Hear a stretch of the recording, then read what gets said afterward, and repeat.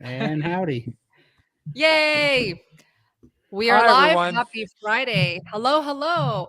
All right, let's jump right in because today is Valentine's Day. And if you guys are here in our live stream, I'm guessing, do you not have a Valentine to spend today with? That's okay. I bought my Valentine a card and which was my ribeye, and then I ate it. You bought your ribeye card? Yeah, I was a joke. It was, but that was my love today was my ribeye was my point. That's some good love. I love it. How about you, My Phil? wife, my wife and I played bridge Ooh, with another couple, so all afternoon. So we really love playing bridge, and it was such a great opportunity. And we that's have fun. several couples we play with, and Oh, nice. so I Very want to know fun. if there's any bridge players out there in carnivore land. Yeah, let us know if you play bridge in the live chat. I would also love to know where you guys are located. Let's see how international our crowd is tonight. I am back in Las Vegas. Todd is in, Bozeman, Montana. and Phil is in. Odessa, Florida, and Tampa Bay. Love it. Okay, so let's jump right into the questions. Todd, do you want to give a rundown of how to submit questions? Absolutely. So if you guys would put 3 capital Q's in front of your questions, and then also we have a small panel tonight, but if you could put who the question is for, either Todd, Bella, or Phil, if you could put that in front of your question, we'd really appreciate it. That way we can be precise and get to as many questions as possible. And then as always, the super chats do take precedent, so they will cut the line. Otherwise, we'll be getting to everything in the order that they are received, and we hope to give the best answers we can. So, Love it. And please note before we start answering questions, because the name disappears, Phil is a retired MD and he's not with us in these lives every single week. So if you do have more medical related questions, just note that you want Phil to answer. And also, he will be answering all of them. Okay, great. Let's jump yeah. right in.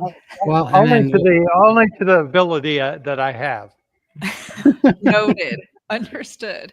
and then also I'm not a rocket scientist. you're not a rocket surgeon, I think. I'm not a rocket surgeon either. First question is, Todd, how's Lindy? Yeah. Yeah, exactly. And Know that that. is exactly what I was going to say while we were waiting for some questions to come in. Lindy is doing wonderful. She is resting up though under doctor's orders right there. She did not get a release note yet, so he won't let her work yet, which is good because she's a workaholic. But she's doing fantastic, and she is 19 plus pounds of loose skin lighter. And for anybody that doesn't know, it's a pretty interesting deal because she had a pretty severe hernia that they found in there, and she didn't have too much time before that was going to be a serious problem. So that was a real blessing. So everybody that helped get the word out for that GoFundMe and donated to it, you guys really very, very seriously could have saved her life for sure. So you guys are awesome. Can't thank you guys enough. Tell them when they can see her next. For sure. She will absolutely be on 700 plus and counting down tomorrow. You guys can come see her, and she will be saying hi to you guys tomorrow. Tomorrow or Sunday? That's Sunday night in the U.S. Sorry, Sunday. I forget what day it is, but yes, you're correct. It's Sunday. All right. And where can people join the 700 plus live streams that you guys do?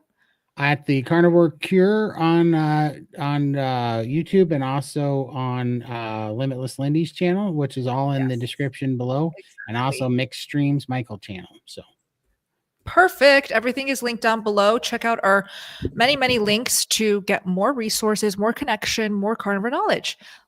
Let's keep answering questions. Now I think they're coming in. All right. Hello, Caleb. Good to see you here. Always love seeing you join our live streams. Caleb wants to know from Todd, what is your favorite steak, Todd? Man, I'm going to go tomahawk ribeye. It's probably my favorite steak, but it's actually getting really well. All right, tomahawk ribeye, smoked prime rib in a full roast is probably close second.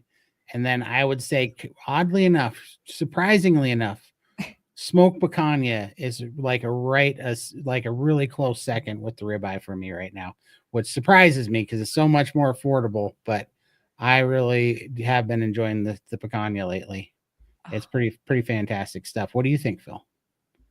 I am with you. I'm kind of pulled between ribeyes and picanha, and we're doing an event at our church coming up in March, and it's called Five Guys, Five Grills. And we're going to have 5 different types of meat, and we're going to feed the whole church, and it's open to the public. Donations will be accepted, but every one of us is going to cook a different meat on the grill, and I'm going to do picanha. My question is, being that you're in Florida, is any of that going to be iguana? No iguana pagana. No iguana. But we do have monitor lizards now in the Everglades, so we may be serving monitor lizards and along with reticulated python in the future. I hear they taste like chicken, so you'll be all right. I'm sure. That's what they say about humans when they eat us. Exactly. Ooh. I thought humans would have more. Oh, you know what? I don't know about that. Okay. We're talking about a python saying we taste like chicken. Come on. All right, Nav, welcome back. Good to see you here again. Black pepper, is it okay on carnivore or is it not worth it? Would love to hear Todd's thoughts on that first. For me, absolutely not worth it. And this is why I really think, I really do think that carnivore comes down to, it's just the ultimate elimination diet so that you can run your own N=1 experiments on yourself and figure out what makes you run most, optimally. And when I did that, I would have never have guessed that a little bit of black pepper, who, was a staple of everything on every meal that I ever ate my whole life, was hurting me so bad. And I could not believe how much inflammation, how much joint pain, congestion in my lungs, that just some black pepper caused, like not even a ton of it. And so, no, I don't think it's worth it. And I think for me, I know it's not worth it. For you, I have no idea. But if you do carnivore and get it down to real strict B, and E, and then introduce things one at a time, you can see what they're going to do to you. And then if it does hurt you and you like the pepper profile, white pepper is, tastes very good too. It tastes a little bit different than black pepper, but it's missing that outside black, whatever skin that is what causes me the inflammation. So white pepper is a good substitution for it. I'm in the same boat as Todd, because when I have black pepper, I'll immediately have a runny nose, and it's consistent every single time I have something with black pepper. I usually don't volunteer to put it on my own food, but let's say it's served at a family gathering or at a restaurant, I'll eat it. Next day, bam, runny nose, congestion. It is so clear to me. And so that's a big sign that you're just sensitive to black pepper, and that's okay. White pepper, like Todd said, is literally such a great secret to not have to suffer, yet still have the kick if you need the kick in flavor. And black pepper also has oxalates. So do we really want to be eating black pepper every single day? White pepper has a lot less oxalates, and we've learned that from Sally K. Norton. Phil, what are your thoughts?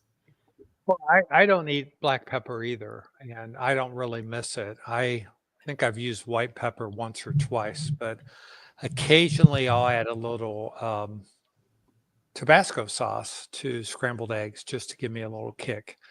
So that's kind of my cheat if I want something to kick it up a notch. Love it. Would love to know who here eats black pepper, who here doesn't do well with black pepper. Let's share. All right. Welcome, Kevin. Thank you so much. I've been carnivore for almost a year and have felt amazing. Congrats. One side effect I have noticed are vivid dreams almost every other day or so. I wouldn't say they're uncomfortable, but what is happening and how do I get it to stop? Is this a bad thing to have vivid dreams? Just curious. No. It actually says you're getting into REM sleep. And it's actually a good sign that you're sleeping more restful sleep. So that's a good thing. Yeah. Yeah, I was just going to say, I feel like you're getting into REM sleep because I never dreamt until carnivore, and because I had sleep apnea, and until I got the inflammation gone and started being able to hit REM sleep, I was like, people would talk about dreams. I'm like, I would dream, no joke, I dream maybe twice a year at that, and I could never even remember them. And then all of a sudden on carnivore, I'm having dreams every night, and I can remember them too the next day. And that's what I found out, that I was finally getting into REM sleep, and I was like, oh, this is a great sign then. Right. So I just wonder why Kevin is framing the question as if it's something that we need to stop. Like he literally said, "How do I get it to stop?" Is there like? Because it's new to him. I mean, Oh, if okay. if you haven't dreamed, you may think it's something abnormal, but it's actually at the height of perfect sleep is to dream. And if you're not dreaming, you get into chronic sleep deprivation. And you normally have REM sleep about 90 minutes into a sleep cycle. And there were experiments done both back in the LSD days where they would literally take people, and every time they started going into REM sleep in the sleep lab, they would wake the person up, and they would do that for weeks on a time, and the people would actually start having mental health issues from not getting enough REM sleep. So REM sleep is part of your restorative sleep. It's pretty cool. So, but it's scary if you normally don't have it. And if you're having really tough dreams, and the dreams are bothersome, it may be that you have some unresolved issues and anxiety that you're taking to bed with you. But you might try some butter at bedtime. Put a tablespoon of butter under on your tongue and let it dissolve as you fall asleep. And that gives kind of a soothing mellowness to you. And it may help you if your dreams are really wild. Awesome. Thank you All both. right, here we go. All right. Can beef oxtail be cooked on a pan? I've tried cooking it on a pan. It's not going to be as melt in your mouth, like fall apart tender if you cook it on a pan, unless you do like a very low and slow simmer for hours. Typically, oxtail, at least the way that I ate it as a kid, is either stew, soup, bone broth, like liquidy stuff. So if you try to cook it dry, I don't know how it's going to turn out. What are your thoughts, Todd? Oh, I've cooked it in a pan, but in a cast iron skillet, and then I'll put a little sear on it, and then I put it in the oven to finish with some beef broth, and I braise it. That's how I do it on mine. But yeah, I don't think you could pan fry it very, very well. I don't know how oxtail would. I've never tried pan frying it all the way through, because you want to break down all that tissue. Exactly. Yeah, you want to stew it. So you, like you said, you get the crust on it and then put some liquid in it. Yep. Water actually works fine because it makes its own broth. But you can do beef broth for water and then let it set in the oven in the cast iron. What do you cook it at? 250 or 300? When I put it in the oven, I put it at 250. I like the low and slow method. Yeah. That's what I would do. Awesome. Right on. So then we got Foxy Joe put this in here, and that I believe is for this question. Got it. Thank you, Foxy Joe. Welcome. After 2 months of strict carnivore, my weight loss seems to have stopped, and I have 20 more pounds to lose. Okay, so I guess the question is, how can he speed it back up or get it to happen? Who wants to start? We get this question every single week. Well, we just answered this today in open chat, in fact. And so, I mean, first of all, you're probably under eating. But second of all, are you sure you have 20 more pounds to lose? Like, is that just because the scale says so? Or what are you losing? And third of all, you might be having composition changes. But the ultimate example, or, ultimate advice, I think, is to join SBG. And, Bella is not saying that I am, because that's what got me through my stalls when I didn't know all these questions. And just like, I was actually thinking of this a minute ago when Phil said that, that when something new happens, it can be, even though it's good, it can be scary or whatever or concerning, and that's why I was asking not to have the dreams. That you actually said that really perfect, because as soon as you said that, I was like, that's literally why I love when I came to SBG. That was the first thing that I found, was I was reacting to all these new things that were happening, and I was assuming that every one of them were negative because I was having all these things happen, and I was being reactive to all of them. And when I got into SBG, one of the very first things that was calming about it was realizing that these things, that even if they felt like they were having a negative effect on me, like being tired or whatever and sleeping more, those were all really normal and actually good things and healing. And so that's why I think you just need to be in a community so that you can be around all the people that have done it before you, that can help you through all these plateaus with the tips and tricks. I love that. Well-rounded answer. I would love to add for Foxy Joe. So I love what Todd said. Like, how do you know you have 20 pounds to lose? And I want to reiterate that when you go carnivore and you're eating all this protein, all these healthy animal fats, and so much collagen, if you're eating bone-in meats as well, your bone density could be improving. Your muscle mass could be going up, even if you're not working your butt off in the gym. I know I gained weight initially my first 2 months of carnivore as a female. That was very necessary. So I don't even see it as a bad thing when people come to me saying, oh my gosh, I'm so hungry and I'm gaining weight. I celebrate it. I was like, good, keep eating. So maybe you're not eating enough, Foxy Joe, and maybe your body recomposition is happening in a positive way, where the pounds may be increasing if you're stepping on the scale. We don't recommend stepping on the scale as well. And instead, take progress photos. Hopefully that's helpful. Keep us posted. 100%. All right. Nav says, I've been carnivore for 9 months, still have significant cravings, even if I eat a lot of fat.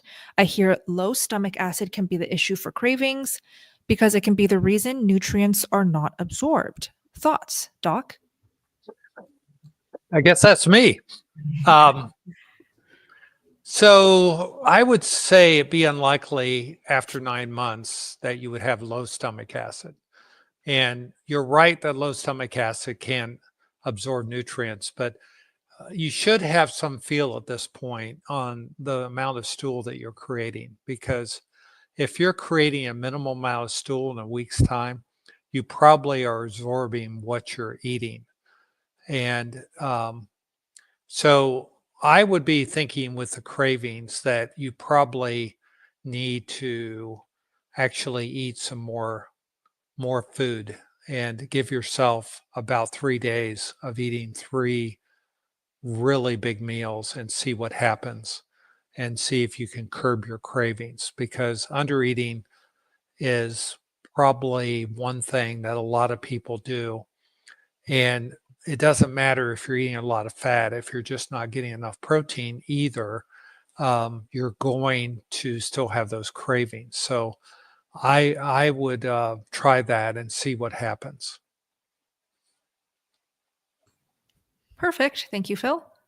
All right, let's see. I think that was all of those. Let me go up here to the top, and there you go. Okay, from Amada, welcome. Bella, I currently take Tremfya for psoriasis and psoriatic arthritis. How long do you think I should be carnivore before trying to come off the medication? 1 year, 2 years? So I'm not going to comment on the medication and coming off of it. I'll pass that off to Phil, but I'll share with my personal healing with psoriasis. It took a good 6 months before I felt like it was noticeably better. And I struggled with itching, flare-ups. I would use a topical prescription medication to keep it at bay. And it got better, and I didn't need medication by month 6. And then it took, I would say, another 6 months for me to really feel confident that, okay, I feel like I cured psoriasis. I don't think it'll ever come back. So a good full year for me. Phil, what are your thoughts on specifically I don't know what Tremfya is, probably a topical cream? Oh. Yeah, it's an immune modifier. Okay. But am I coming across okay? Because I'm having a little lag on my side. You're back. Yes, you're good. Okay, good, because I was having lag there for a minute. So we never know what it's going to take, especially for psoriasis, because it's one of the tougher skin things to respond. But as a general rule, you probably know how you do on the medicine, and you probably don't have 100% clearing today. If you do, fantastic. But most people don't get 100% clearing. They get like 90% clearing. And when you start to see improvement, even on the medicine, that's usually an indication that your psoriasis is starting to respond to the anti-inflammatory effects of the diet. And that would be kind of a hallmark for me when I would think about cutting back on the medicine. And I think 6 months to 2 years is a reasonable time to see that. But there's so much biological variability with people. We don't know how long it's going to take for you.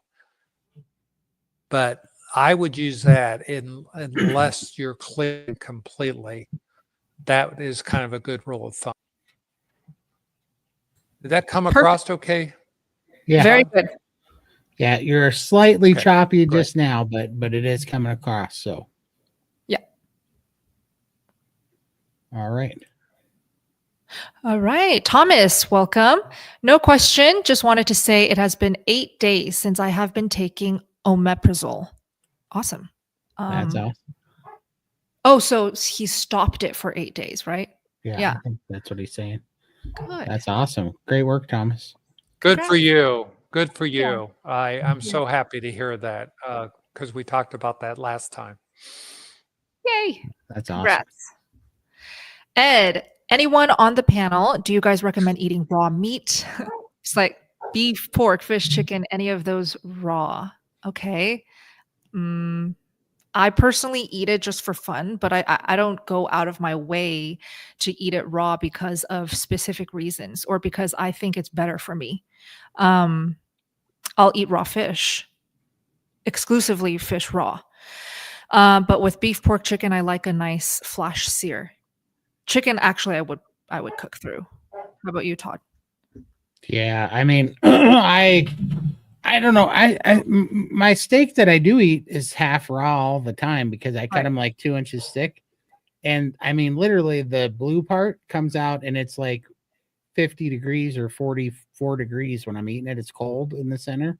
And I don't mind it. I don't do it on purpose, but when it comes out that way, which it does a lot of times, because it's so thick, I don't want the outside too cooked, because it starts overcooking the first 30%. So I'd eat that raw a bunch. I don't go out of my way to eat it raw, but just like Bella, when I have sashimi, I pretty much only eat salmon raw, but I don't eat pork raw, and I don't eat chicken, period. So Exactly. Perfect. All right, Carnivore Camper, welcome. For Dr. Phil, I just got my vitamin D number back, 41.7. Curious to know how many are you a vitamin D I should be taking? Thanks. This is my new channel, Bella. Oh, LaDonna, good to see you. Hey, Yay. LaDonna, congratulations Hi. on the channel. Yes. Very exciting for that. So anyway, I just got my vitamin D back about a month ago. It was 68 after being 8. And I had taken 5,000 international units or 125 milligrams for several years. And now that I'm on carnivore, I haven't taken any vitamin D since late last year. So I was off for 3 months and found that my vitamin D levels staying up just fine. So I think 41.7, some people would say you want a little higher than that. I think it's fine. And if you do want to take vitamin D, the typical dose people take is about 5,000 units a day, international units, or 125 milligrams. But I wouldn't take more than that with a level of 41. Vitamin D is one of those vitamins you can't have toxicity, but at 41, you're far from the toxicity level. And my thought on this is when you have a vitamin deficiency like I did, you want to take supplements until the vitamin deficiency is resolved. And then just eat carnivore, and carnivore should be able to maintain you long term, because you're actually getting the pure vitamin in the meat, because that's what the animals need, and you're not having to produce it. I talked the other day, I think it was on Open Chat, on someone who I think had probably vitamin A deficiency when they were vegetarian, and now that they're carnivore, that's gone away, and that's probably because the vitamin A precursor, which is beta carotene, which makes carrots orange and squash yellow, that has to be converted to vitamin A from beta carotene, and some people don't do that very efficiently.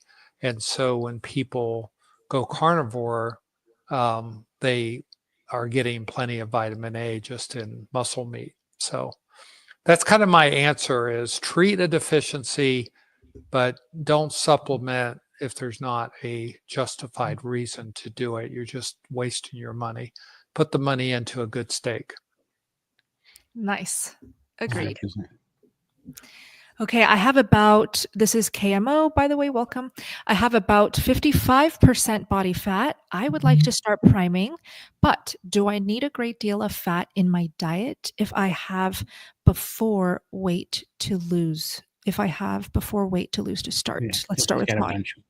Yes, you absolutely do. Yeah, it's just, I get it. It's a misnomer that you think because of your size or your body fat percentage that you need to restrict, but you've got to definitely get away from that. I started at 715 pounds when I was doing this, and I started myself down out of about 200 pounds, and then I hit the stall of all stalls that even was really murdering my metabolism even worse.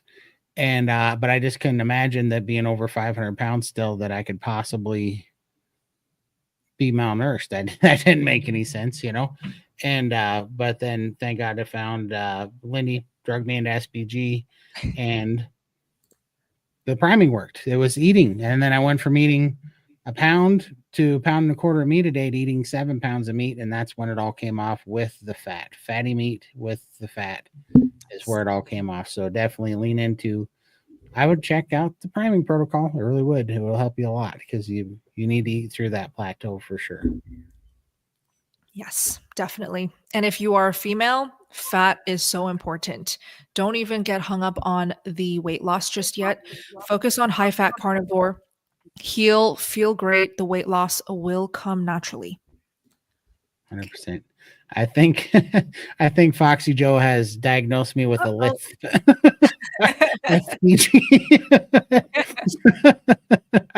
Sorry, it's SBG, which stands for Steak and Butter Gang. Yeah. It's not steak and potato gang. There we go. That is what it would stand for, steak and potato gang, if it was P. That's awesome. But we do get asked a lot, even when spelled correctly, what the heck is SBG? Why do you guys keep saying SBG?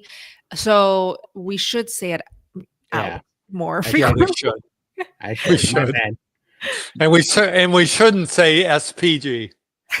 Right. I definitely, well, that was why I was laughing while Phil was talking. Phil was saying some beautiful, really technical, physiological stuff going on over there. And I was laughing. Because I was going, SPG. I think I have a list. Aw, Jocelyn just joined the family. Welcome, welcome. We are so happy you joined. See you in there.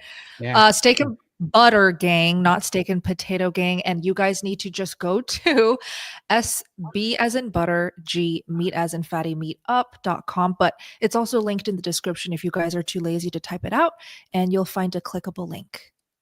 Great. Okay, this is from SJ. Phil, one of my concerns just starting this carnivore diet is my LDL blood levels going overboard. Heart issues down the road. Thanks. Yeah. Well, that's a common fear that people have. And the problem with LDL is if you're metabolically unhealthy, LDL can be a problem. And by metabolically unhealthy, you got to look at the whole lipid profile and not just the total cholesterol and the LDL cholesterol. So when we look at lipids, we're looking from two perspectives. One is from primary prevention, which is people just worried about, am I going to get heart disease in the future? And then secondary prevention, which is, okay, I've had a heart attack or I have a bypass surgery. What do I need to do differently? So let's take the first category, people that just want to maintain good health.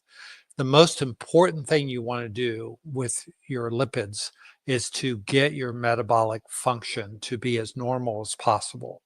And the biggest problem in the United States and Western society is people being insulin resistant, having insulin resistance and not being metabolically healthy. And a sign of insulin resistance is a high fasting blood sugar, a high triglyceride level, and a very low HDL cholesterol level, regardless of what your LDL is. So your first goal should always be to raise your HDL, lower your triglycerides. Your triglycerides should be less than 150 milligrams per deciliter in the United States. If you're in Australia or England, you have to convert it to millimoles. And there are tables that can do that on the internet. And HDL cholesterol in females, if you're above 45 to 50, 50 for women, 45 for men, and your triglycerides are 100 or less, you really shouldn't worry about the LDL cholesterol at all. Now, and I have made 2 interviews with Bella on her YouTube channel, one talking about primary prevention and LDL, and the second one about secondary prevention and LDL, and puts those 2 in perspectives. And both of them are over an hour. So I push you to those. I will go ahead and link it. Todd, can you read the next one while I pull up these links? Yeah, absolutely. We got Nav. Nav says, let's see, I do have at least 1 stool a day, up to 3, eating 3 meds. So could it be low stomach acid, doc? I do have fatigue, insomnia, and IBS. I also get some meat aversion rather have carbs those times. Yeah, I guess the question, Nav, is have you had your thyroid checked? And do you happen to have any sleep apnea? And you can get a pulse oximeter that you put on your finger and wear during the night that pairs to your phone. And you can see if you're desaturating during the night, which means you're going from an oxygen saturation in the 90s down below 86 while you sleep. And if you are, sleep apnea is probably one of the more common things I worry about with people with symptoms like yours, insomnia, fatigue, and just not feeling very good. The meat aversion, that comes and goes for all of us. I had meat aversion about, I think, 9 to 12 months in for about 8 weeks. You can get over it. You just do different things. I found ground beef and in different ways, watching a video that Bella put out there. I think it was her 10 favorite ground beef recipes or something like that. And I just went through the list and did all of them. And I got over my meat aversion by the time I finished all the recipes a couple times through. So I don't worry too much about meat aversion, but I would check. Pulse oximeter will be about $60, $70 on YouTube. It's just a little device like they use in the doctor's office, but get one that's recording and can tie to your smartphone.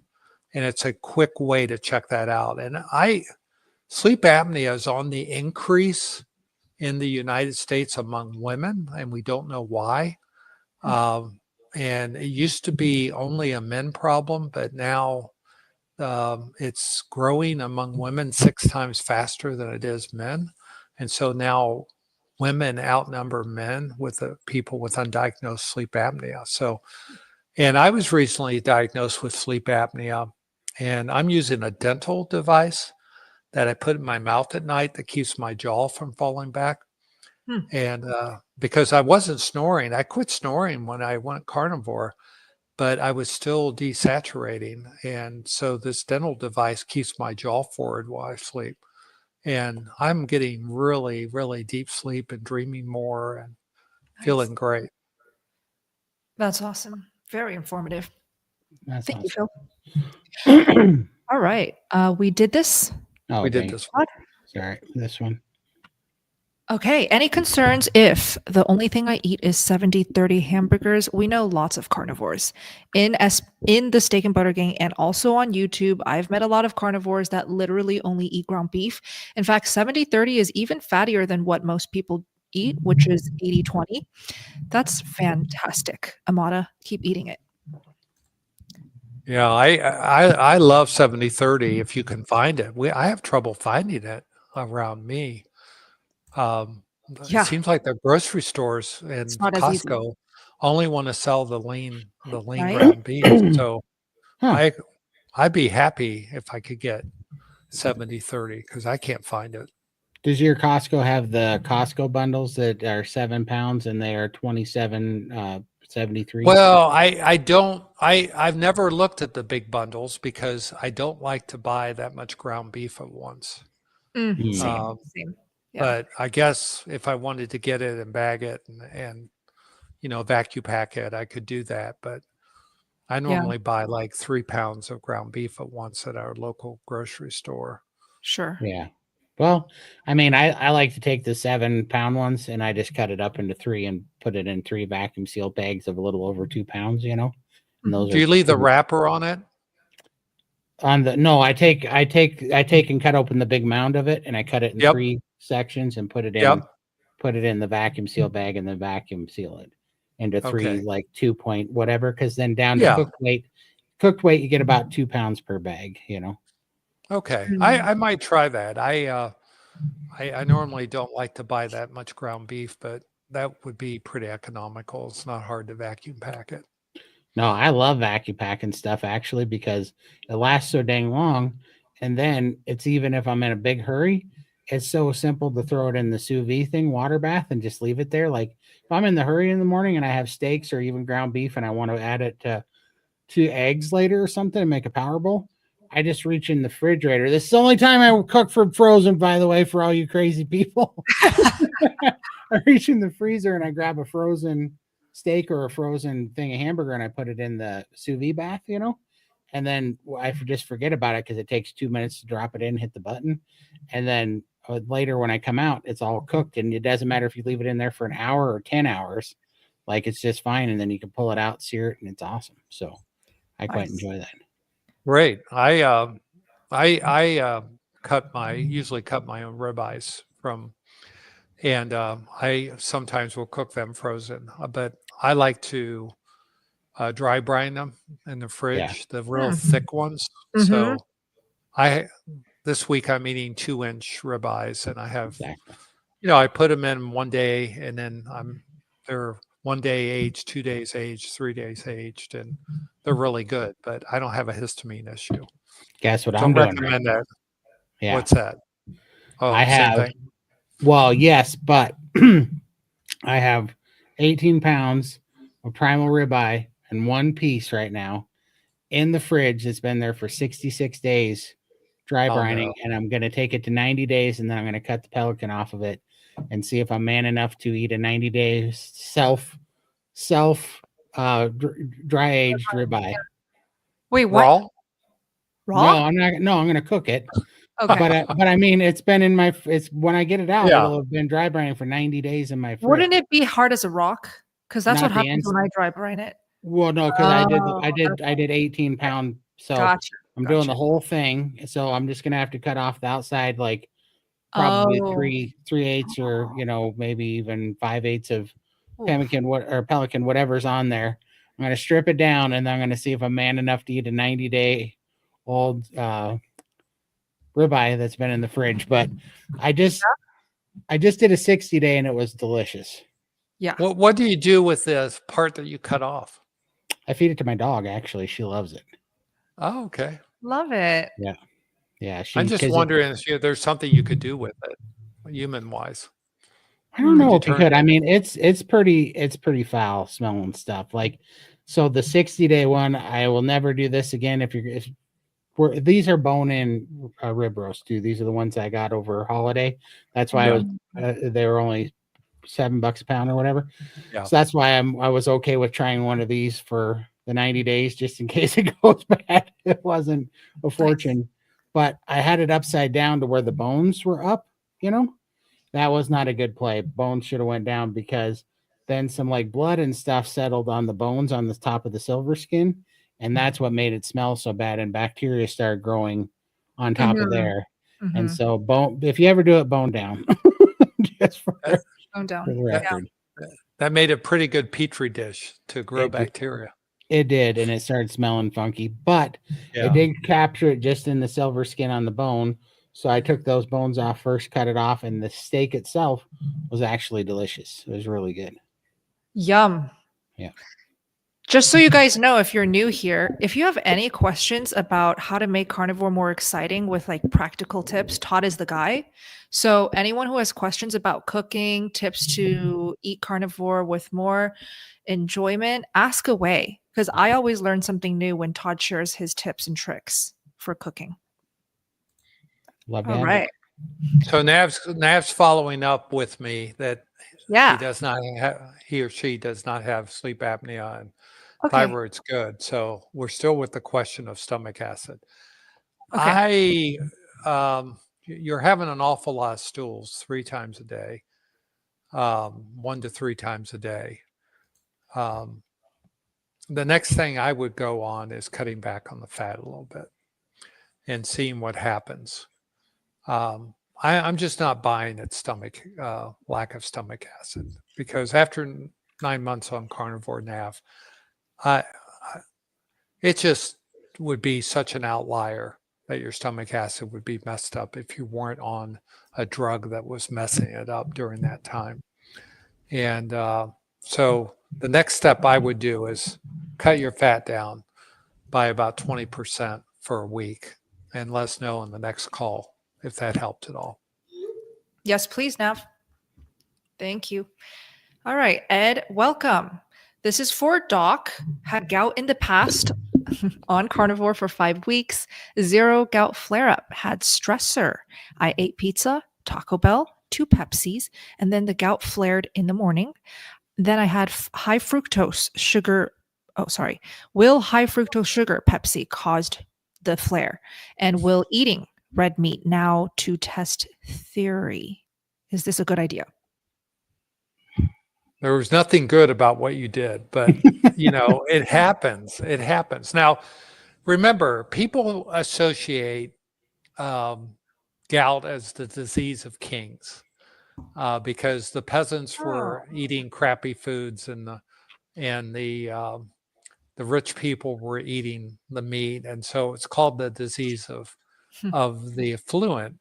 But the reason it's the disease of the affluent is not because they're eating more meat. It's because they have glucose resistance or insulin resistance, and they're metabolically unhealthy, and they have a lot of inflammation in their body. And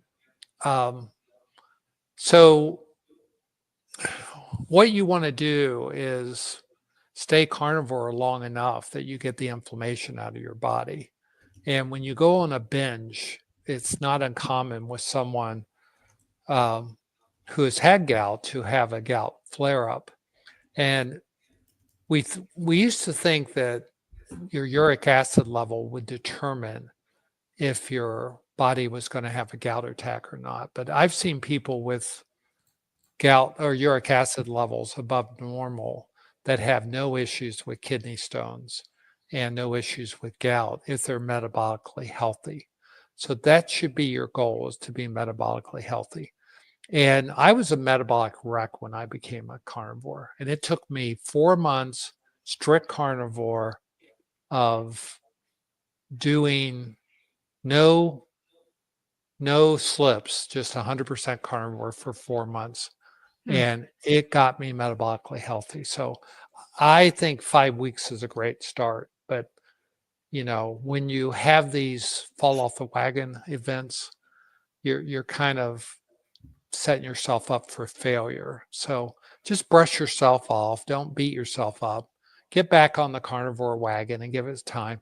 I've seen many people with gout have 1 or 2 gout attacks or even kidney stones on carnivore, but those attacks then start diminishing and usually go away over time. So I want to encourage you to stay carnivore, Ed, and see what happens with you. Yeah. Keep us posted, Ed. And also, if you're stressed out again, come to these live streams. Go on the many live streams that happen throughout the week from all of the many great carnivore creators here on YouTube.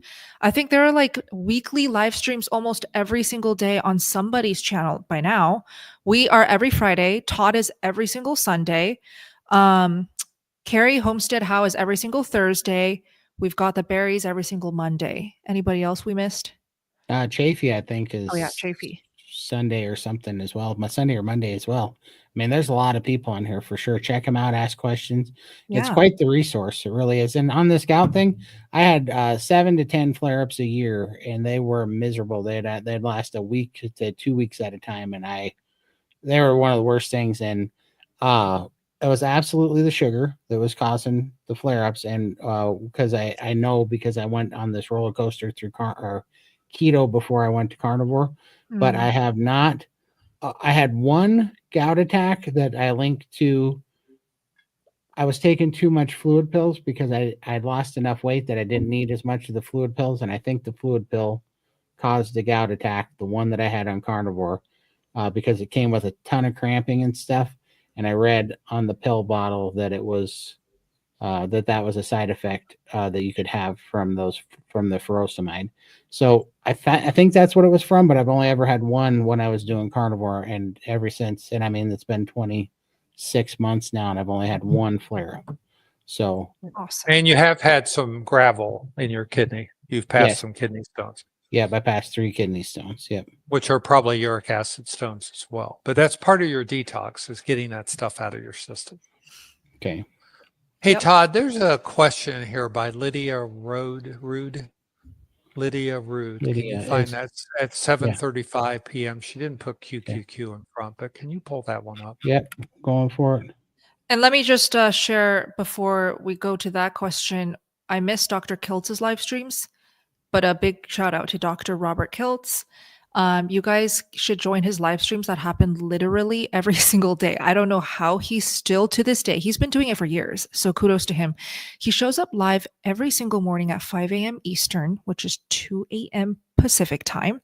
And sometimes when he goes on his 5 a.m. Eastern live streams, I'm still up from the day before, like either working or just having a late night, and I just join and hang out.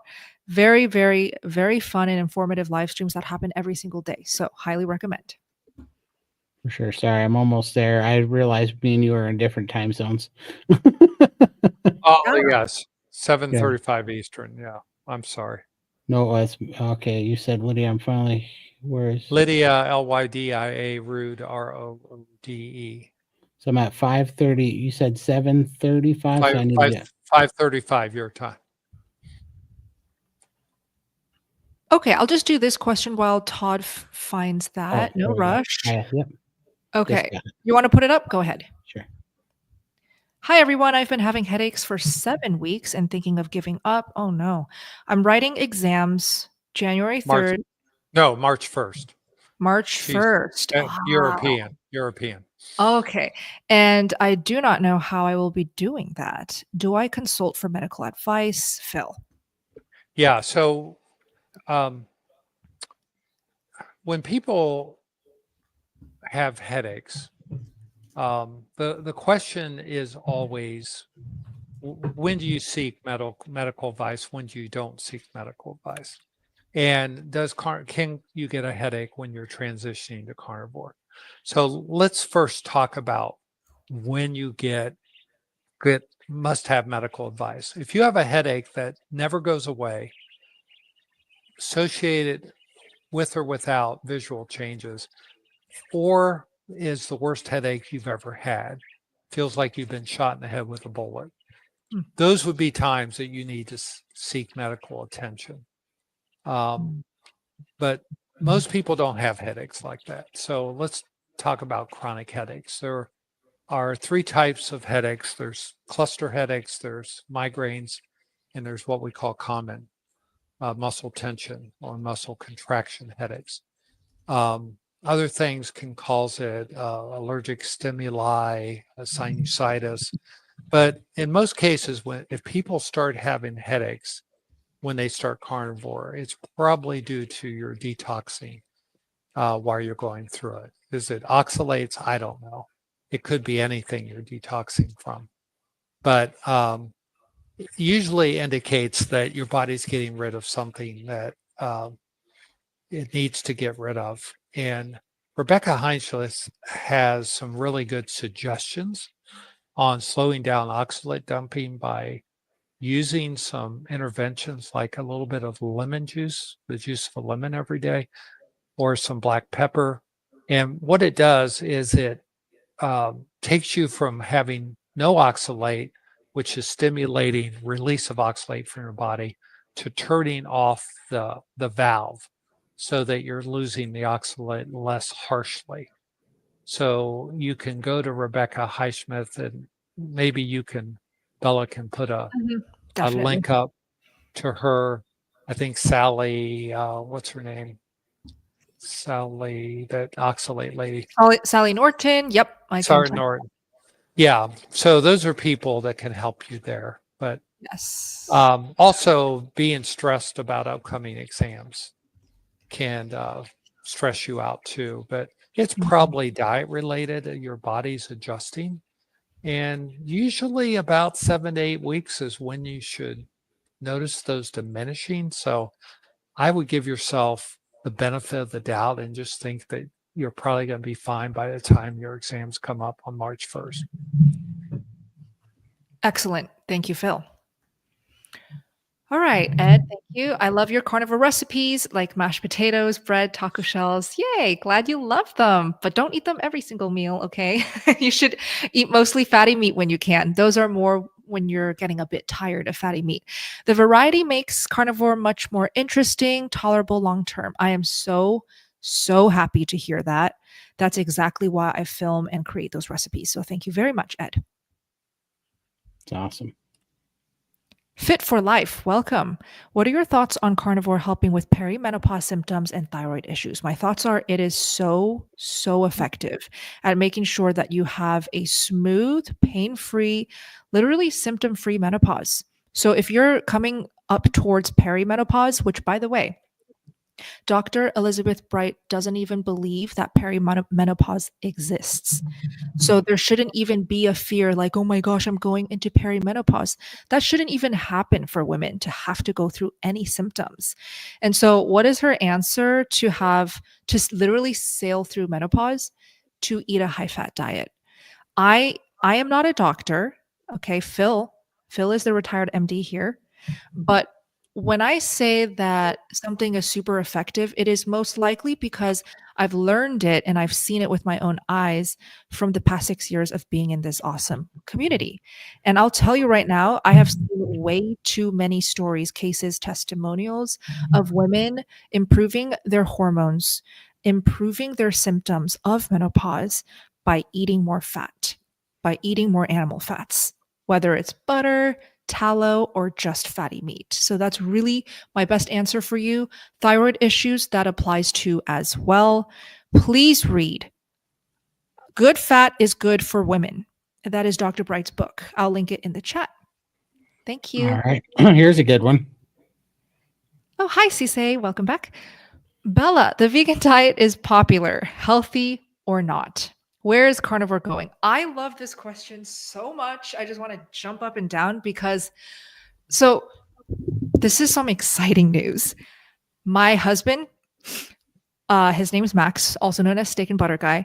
We love looking at, how things are trending, specifically carnivore diet, which, I mean, if you can't tell by now, I literally live and breathe. I shout it from the rooftops. I love it so much. And so Max, who's the other part of my team, he's always updating me on ideas on what's the next video, interview, live stream idea that we can try out. And also, how is Carnivore Diet going on social media? I literally got a text from him just hours ago where he showed me a graph of Carnivore Diet typed into Google Trends. You guys can search this for yourself. And then a graph of vegan diet searched on Google Trends. And it literally is Carnivore Diet going up, up, up, up, up, up, up, and vegan diet going down, down, down, down, down, down. It doesn't matter. Nobody cares. Okay. Literally. So vegan diet soon will no longer be popular. I promise you guys. And I will help make that happen by talking about my own literally deadly experience. You guys can help spread the word of carnivore and kill the vegan diet by sharing your stories. Please share your experiences about veganism, about vegetarian diet, and share your testimonials about carnivore. What are your thoughts, Todd? Oh, I think it's awesome. I mean, I was never vegan, but the amount of misinformation that's out there. I honestly think that the vegan diet is also big food propaganda. That's what I keep looking at all this crap. That's why I'm excited. Like, if vegan works for you and it's healing you and it's healing the problems, then I don't care. Go for it, but I just think it's part of the big food propaganda. It's just propping up not getting nutrients. Whenever when you were on that show, what was it? The big one? The Jubilee. Jubilee. Yeah, when they were making the arguments that you failed veganism because you didn't supplement correctly, my head wanted to explode. Exactly. My wheels were turning. I was like, do you hear yourself right now? So you're saying to be successful, I have to take supplements and vitamins? Stop. Right. Assimilate to the new world order system of take fake drugs and, I don't know. It just drove me nuts listening to it. And it's like, I don't know. I won't get into all the things I really want to say, but it's just like so silly when it's so simple just to eat meat. Yeah. Look, I know it's killing an animal, but veganism kills more animals. They're not as big as the ones that we kill, but there are many more, right? And there's nothing that you can do to feed human beings and not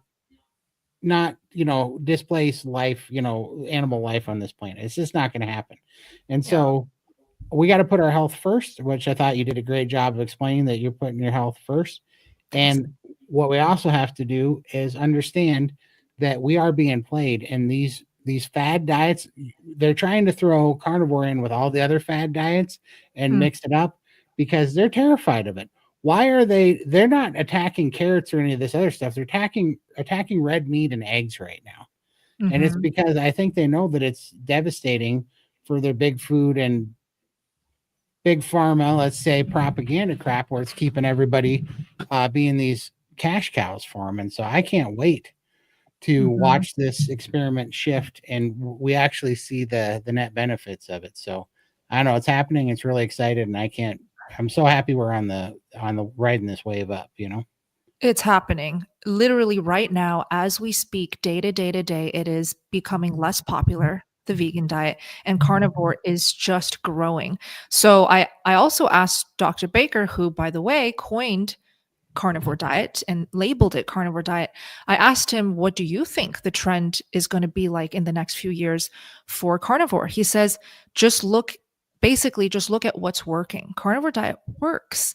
Why are there so many hundreds of thousands of stories that pop up day after day of people saying, look, I got off my meds. I reversed this. I cured that. I feel so good.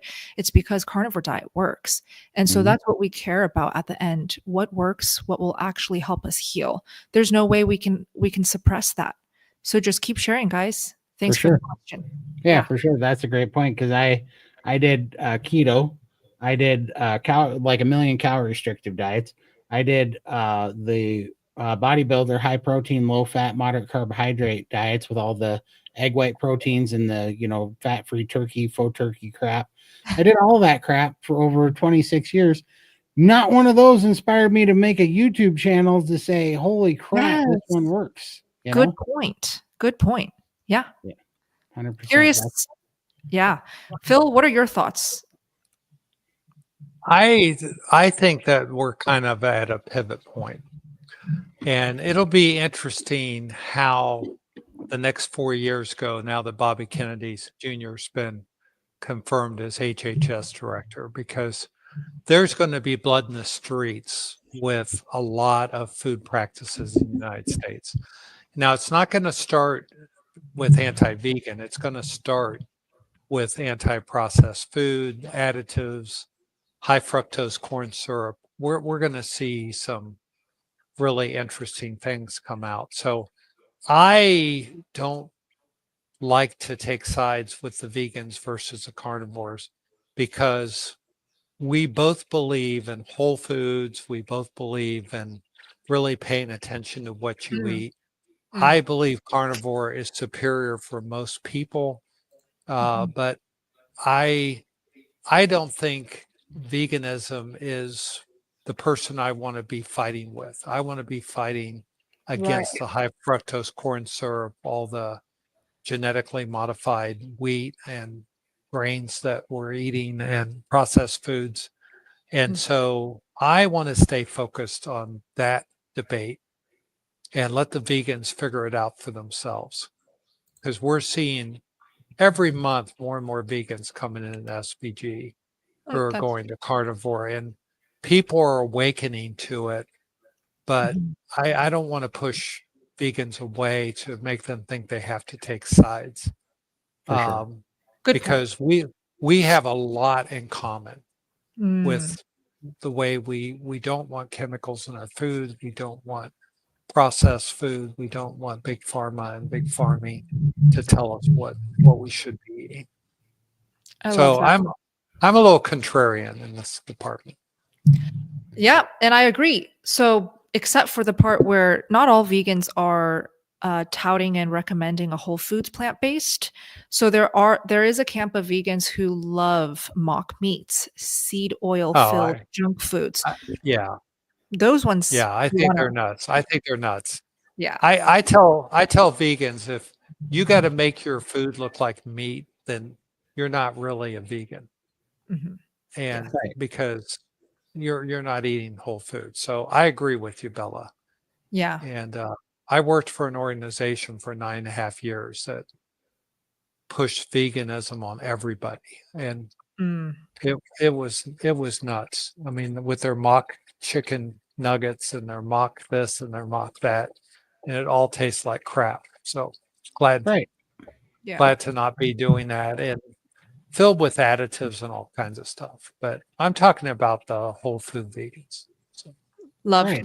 your perspective. Yeah. Right. And why thanks in the for Hmm. oh, and I mean, why in the carnivore community is there no mock carrots? Like, meat that tastes like carrot or bacon that tastes like carrot. Like, because it's not what we're supposed to eat. I'm just saying, I know that it's a funny thing to say, but it's also like, really, why is there one side that's trying not to eat meat and Yeah. eggs, that's making their stuff taste like meat and eggs? And the other side is eating just meat and eggs, and you don't see a damn person trying to make something taste like a carrot or a cucumber. They just eat the beef because it's what we're so, supposed so to eat. subconsciously they're craving the meat. So Right. let Yeah. them wake up, Todd. We won't kick them while they're down. You know, Somebody and if it came to civil war, the vegans are never going to be able to pick up the rifle. So we're good. Well, also, if they don't start getting some animal fat in for their hormones, they're also not going to be passing on That's right. lineage. That's right. Yeah. That's funny. Yes. Great question. Thank you, Cisse. Brenda, welcome. Ciao, Bella. Yay, ciao. What are your thoughts on plain cinnamon tea while fasting? I'm trying to avoid coffee/caffeine because I'm insulin resistant. Well, I would love Phil's thoughts on this as well, but cinnamon tea while fasting, mm, what is the purpose, Brenda? Is it to keep you from feeling hungry? Because our whole thought process of teaching fasting and feasting is when you do your fast, there should be zero hunger pangs. There should be zero white knuckling. So if you are fasting and you're struggling with hunger, you're white knuckling, then it's a good sign that you have not properly feasted. And I would recommend you take a step backwards and just go back to feasting. The whole thing with feasting and fasting as a carnivore is it should be sustainable and it should be enjoyable so that you can reap the benefits of body recomposition, of autophagy, right? Of mental clarity. That's one of my favorite benefits of fasting is the mental clarity. You want to reap the benefits without having to feel like you're breaking your back to get it. Does that make sense, Brenda? So let me know in the chat why you're even drinking cinnamon tea for clarity. And Phil, what are your thoughts on avoiding the coffee caffeine for insulin resistance? Well, definitely coffee does stimulate cortisol a little bit. And some people that are highly insulin resistant have trouble breaking the insulin resistance as long as they're drinking a lot of coffee. And that includes decaf coffee. So you have to look at each case. We kind of keep our finger to the pulse in SBG, Steak and Butter Gang, and find about 50% of carnivores consume coffee, about 50% don't. And if you're insulin resistant, I really recommend everyone do 30 days of coffee abstention, and that would be tea abstention as well. And I'm amazed when I'm getting craving for coffee and I drink coffee most mornings now, but every so often I'll do a 30-day coffee break, where I fast from coffee. And I don't like to drink coffee when I'm fasting either. I use hot water and I put it in a mug and I just put it in the microwave or use my little heater that I use that heats up the water and just drink the hot water. And it's amazing. I thought that was like crazy. It Yeah. wouldn't help, but the soothingness of drinking hot water actually is pretty darn good. So give it a try Yeah. before you adulterate it with cinnamon or green tea or anything like that. Love it. Welcome, Michelle. What would cause repeated low blood protein levels? I've also had a lot of hair loss. I've had all aspects of my thyroid tested and it is normal. So, what would cause repeated low blood protein? Phil, do you think she's just not eating enough red meat? I would suspect what I'd want to know, there's two blood measurements, is your total protein and your albumin level. And I'd like to know what both of those are and if you have any other chronic diseases that could explain that. Now, the other thing is you got to recognize that when we look at normal blood levels, the normal blood levels are what about 87% of the people have. And it's not abnormal for 13% of normal people to have one or two blood tests outside the normal range, either low or high. So if you're on the border, I wouldn't really worry about it. And if your albumin is low and your total protein is normal, or your total protein is low and your albumin is normal, you're probably fine unless you have known fatty liver disease or any other liver condition. But I would suspect for most people, it's either inadequate protein intake, liver disease, if you know that you have that, like a fatty liver, or it's just your normal is below what most people's are. So I look at a lot of lab tests in people where they get freaked out because they get blood work done and they think that one abnormal test is like life threatening, and in most cases it's not. So talk to your doctor about it and ask them if it's something you should worry about, because you got to look at the context of everything else that's going on in your body. Awesome. Hello, Gunther. Good to see you. Me, skinny fat since childhood, lion diet for 8 months, 2-to-1 fat to protein ratio in grams. Since starting Lion, my pot belly has grown a few inches. Maybe that's visceral fat. Is this okay? If not, what might I be doing wrong? Let's start with you, Todd.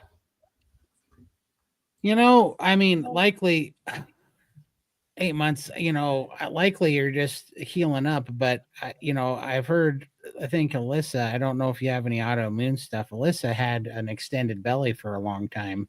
That was, had some sort of stomach issue that's causing swelling for a long time that it took a long time to heal up. So I don't know. I gained, like, my waist might have got a little bit tighter in places, but it was actually from muscles from like my legs and my chest and stuff.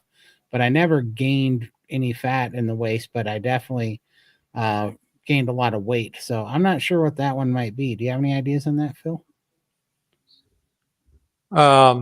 No, I usually when visceral fat's increasing, it's most commonly associated with some insulin resistance.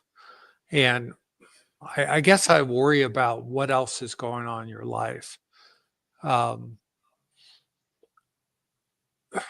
Skinny fat since childhood. So I have a feeling this person has always had a little bit of a protuberant belly. And some people confuse subcutaneous fat with visceral fat. Visceral fat is what's around your organs. Subcutaneous fat is what causes love handles, and it's the stuff that they take out with liposuction, which is the superficial fat.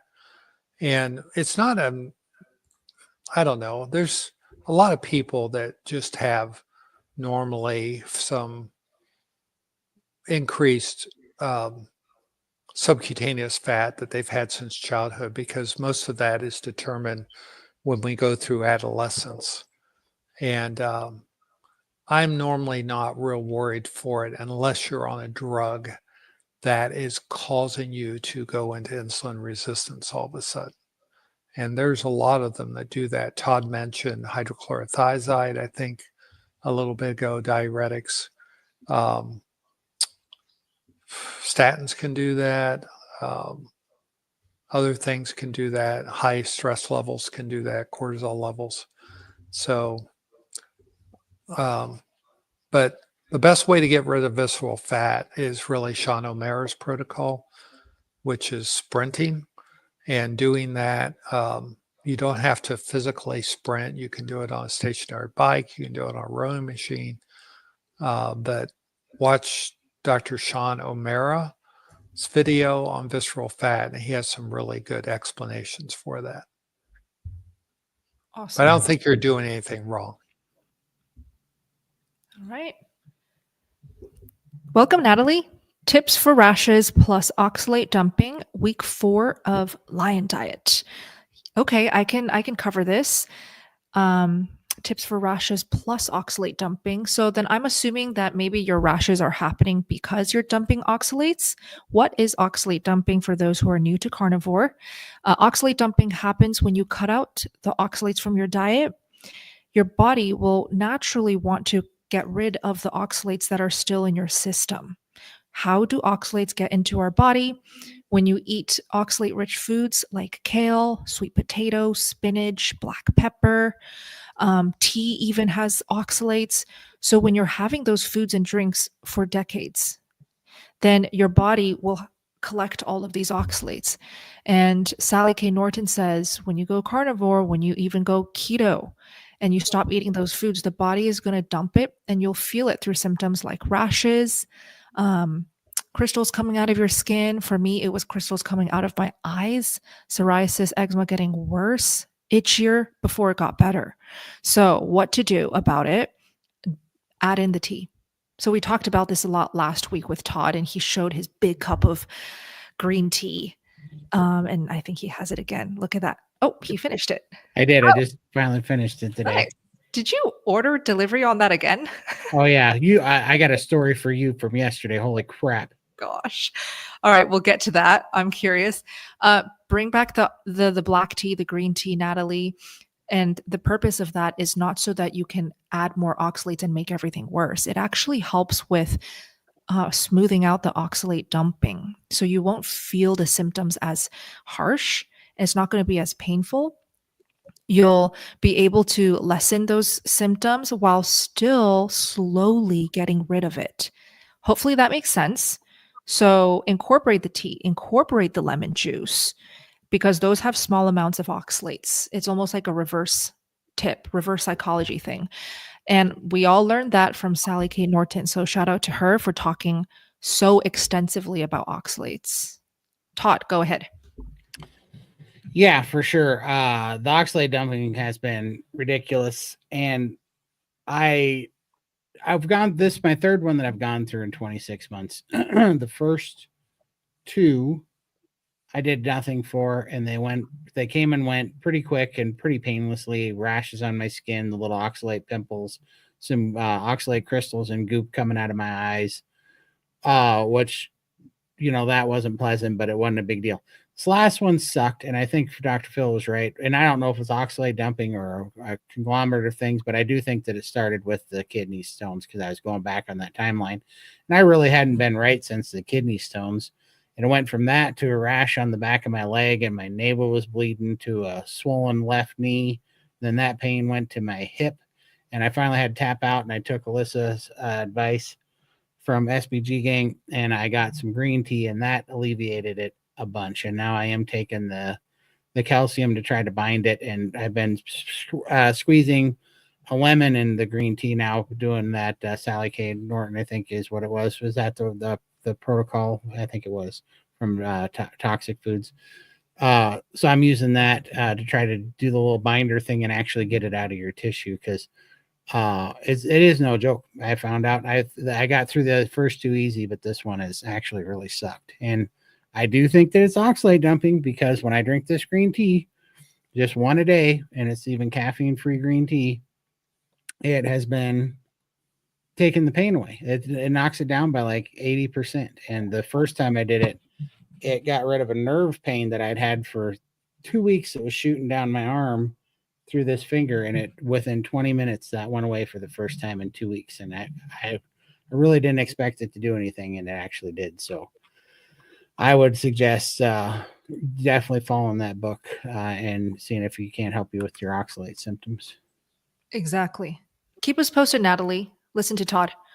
Yeah. And look, oxalate dumping is going to be inevitable when you stop eating oxalates. So like Polish Mike said in the live chat, you really cannot escape it.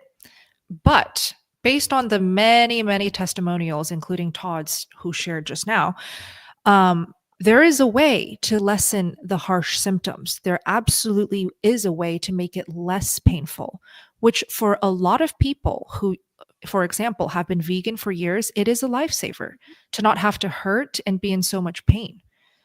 So that's where Todd's trick of bringing back the tea can be immensely helpful. So consider that. Just don't do DoorDash. This took 3 deliveries, and that's why it was so funny. I sent some pictures out to a few people because it was so funny. I ordered this, had it delivered. They dropped it off at the wrong house and sent me a picture of proof of delivery. And I'm like, that's not my house. So it took an hour and a half. And it was like $26, and they took it to the wrong house. But the funny part was, I reordered it. So now I'm in this thing, whatever. And I reordered it. And it came, and they sent me another picture, and they dropped it off at the same house, and that bag was sitting next to the first weird. So this iced tea ended up costing $56 before rebates to get that stupid iced tea. I was so mad. It was funny, but yeah. So that green tea. So don't. And then Alyssa was like, "Why don't you buy some tea bags? You can get those delivered and make it yourself." Like I should. Maybe you should. Yeah. I was laughing. Oh, okay. William, I've been strict carnivore for over 3 months. Have many benefits except when I do high intensity exercise, I experience extreme shortness of breath.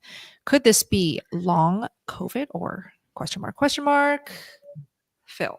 I have no idea. I have no idea. Breath. Um, you know, we have so many unknowns with you, William, and we don't know how old you are, what your general health is. And this, if you've been exercising high intensity exercise and you're having issues, you should probably discuss that with your own personal doctor who can examine you. So we're not here to diagnose or be your doctor. We're here to answer your carnivore questions, but I don't think it's anything related to carnivore, so you ought to see your doctor about it. I'll add in something that popped up when I read his question, and that is, I wonder if you are just adapting to carnivore still. Yes, I know that you're 3 months, 90 days in, but sometimes the energy will be a bit lackluster when you're adapting. You won't have as much stamina and energy to work out at the same intensity in the gym until you are fully adapted. So I question if you are eating enough. And secondly, if your electrolytes are maybe still a bit imbalanced. So, 2 tips: try eating more, try adding in some snacks or an extra meal. And the second tip is try salting a bit heavier. Keep us posted. And I'm going to take exception to that, Bella, because he's saying shortness of breath. And you're talking about exercise intolerance or early fatigue. He's saying he's short of breath. He's not getting enough oxygen. We call that, starved for breath. And that could indicate something more serious. So I think that's different than all the things you said are true for easy fatigability and not having the energy to compete. But when you're literally starved for oxygen, that could indicate something going on with your cardiopulmonary system that needs to be checked out. So I want to be on the safe side with this person. Okay. So should he go to his doctor? Yeah, he should discuss it with his doctor because that is not normal. That's not a normal thing. What Bella's talking about is what we normally see, which is easy fatigability. You just don't have the exercise tolerance. But physically being short of breath means you've got air hunger or you're not getting enough oxygen in. And that's something that's not working with your lungs or your heart. So let your doctor sort that out with you. Thank you, Phil. All right. CSAY for Dr. Phil: is oxalate dumping a known phenomenon to health professionals? Depends on how well they know this community, this way of eating. And I mean, there's a lot of carnivore doctors that would agree with it. I'm in the camp that I am always a little skeptical of oxalate dumping because I think there's other impurities or contaminations in our body that we need to get rid of. And I like to call it detoxing because we have people dumping histamine, we have people dumping oxalates, we have people dumping uric acid. We have people dumping all kinds of junk that's been stored in their body. So I don't like to call it all oxalate. It's kind of been the term that's been given in the carnivore community, and there's been books written on it. But I just think it's the general detox of our body.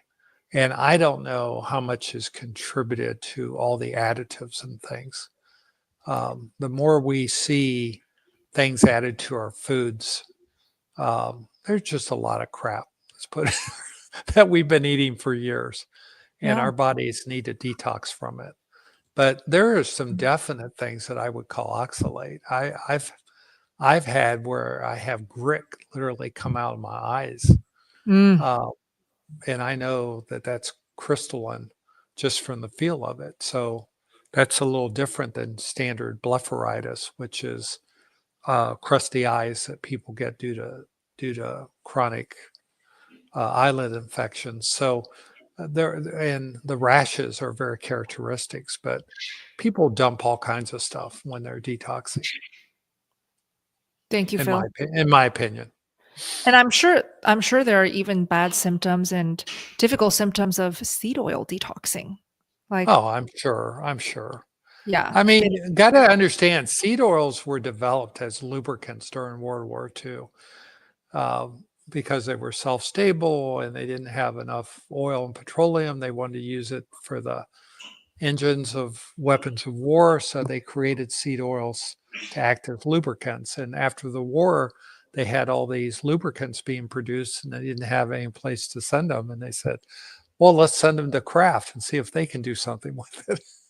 So it became kind of a staple. I mean, it's a very inexpensive, shelf-stable thing to solve, quote, world hunger at the expense of making us all a little sicker. So, but Yeah. I don't think every health professional is going to be an expert on oxalate dumping or any kind of detox, to Awesome. answer your question. Thank you, Phil. Namu, my feet are newly swelling up and I am on day 71. Todd. I don't know why they're newly swelling up at 71, other than I can't imagine that unless you're eating way too much salt. I guess that could do it. I know that we need a lot of salt, but I do have swelling problems if I eat like if I abuse it. I did go hog wild on the salt there for a while, but I don't know. I would almost ask you if you are also sitting more, because that's what makes my feet swell up if I don't get up and walk around, or if I'm sitting, well, just having my knees bent for long periods of time, make my feet swell up. But this might be a Dr. Phil one because I don't know what that might be.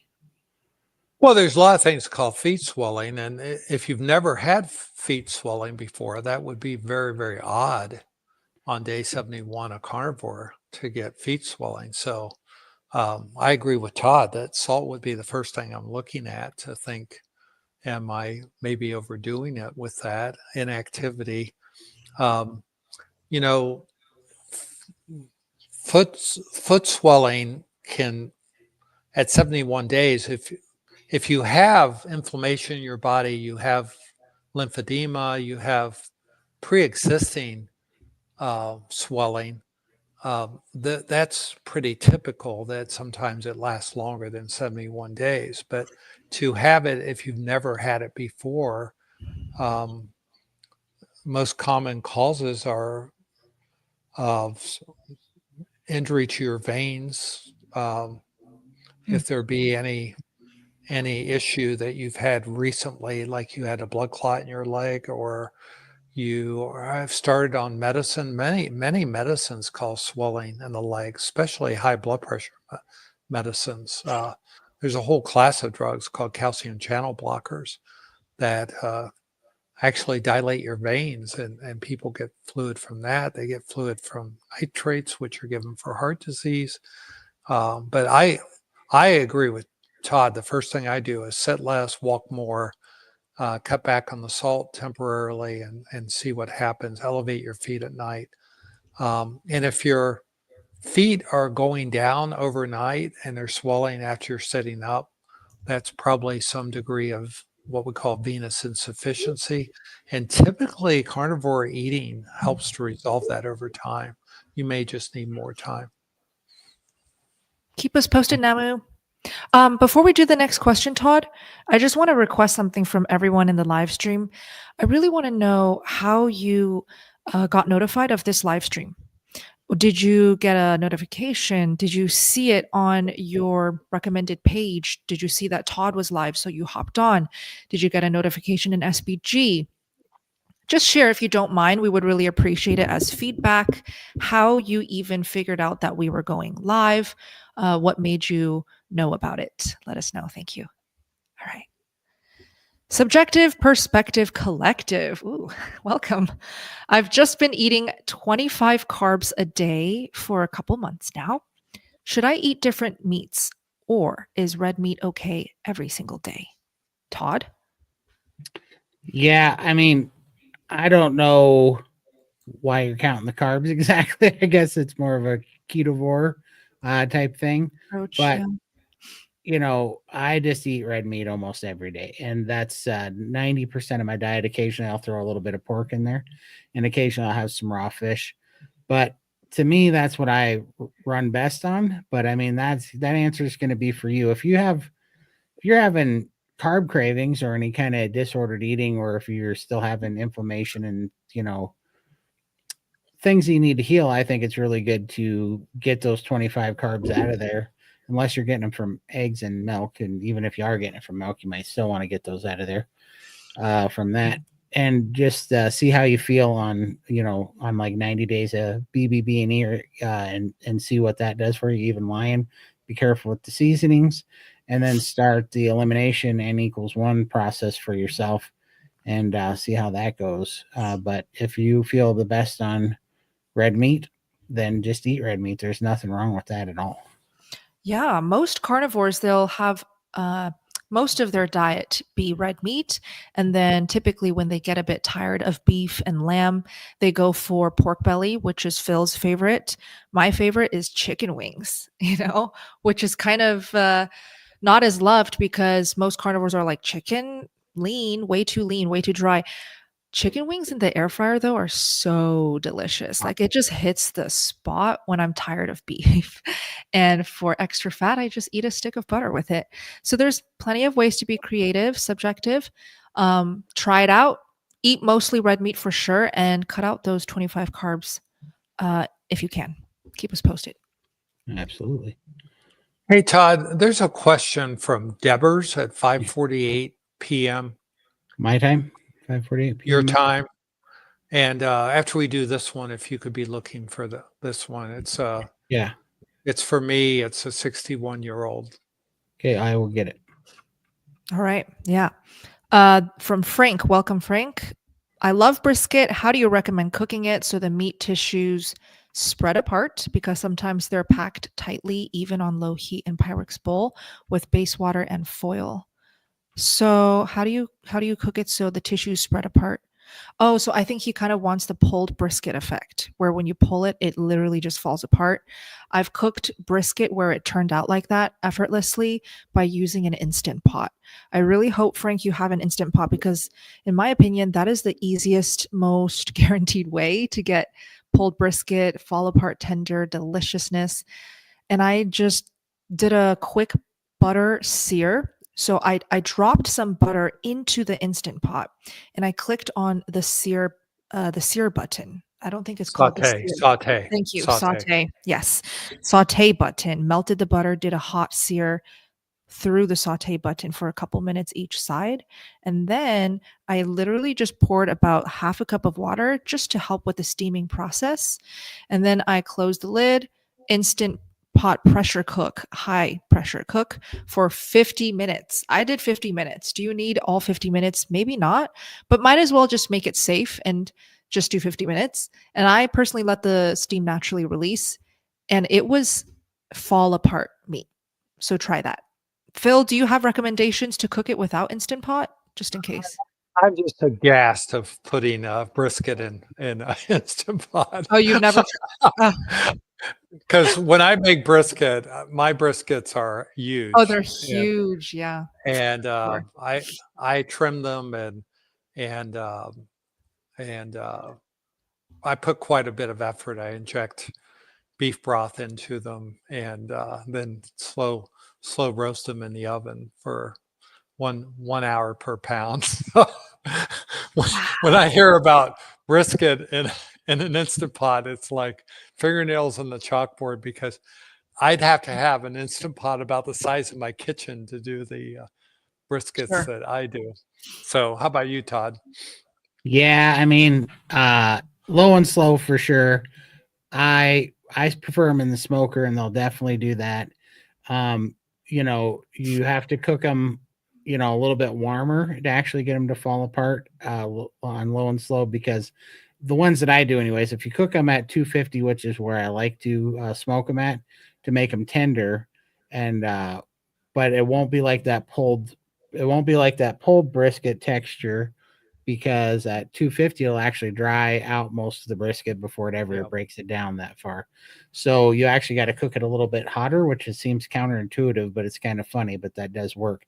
And then wrap it. You want to wrap it so it steams inside, and add some beef broth or apple cider vinegar on it, and then wrap it in tin foil, and then you kind of steam it a little bit at the end, and that'll get to that fall apart temperature for sure. delicious. I see Okay. Frank said he'll get an Instant Pot. Look, if you get an Instant Pot just because of me and what I shared, make sure your brisket is not the whole brisket because I didn't even register that.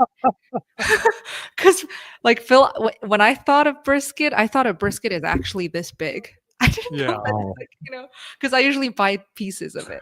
Yeah. My briskets are so heavy that I break Oh my tongs gosh. Yeah. yeah. I'm sure. because the tongs definitely bend because they're so heavy. And Wow. I like to sear them on the grill, on a Yeah. hot grill, and then throw them in the oven and slow cook them. And Yeah. so it's just all in, what your picture of is brisket. But you can get small briskets, and the You can slow cut it up. cooker, the Yeah. crock pot's great too. I mean, Mm. Mhm, you mhm. can let it go for 7 hours in a crock pot and it'll just fall apart. So For Love it. sure. Great tips. All right, so this is Deborah's for Phil. Female 61, 7.5 months carnivore, recent labs A1C from 7.0 down to 5.7. Congrats. Fatty liver gone. Acid reflux gone. No rosacea. Sleep apnea improved, but fasting insulin is 199. C peptide is 1521.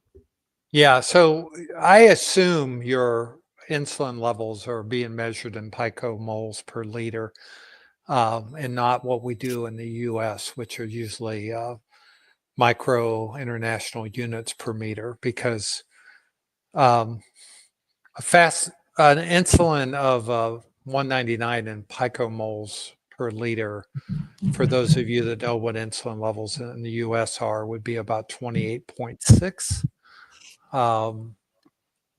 And I don't know what the C peptide would be, but see, if you're not taking insulin, there's really no reason to do C peptide.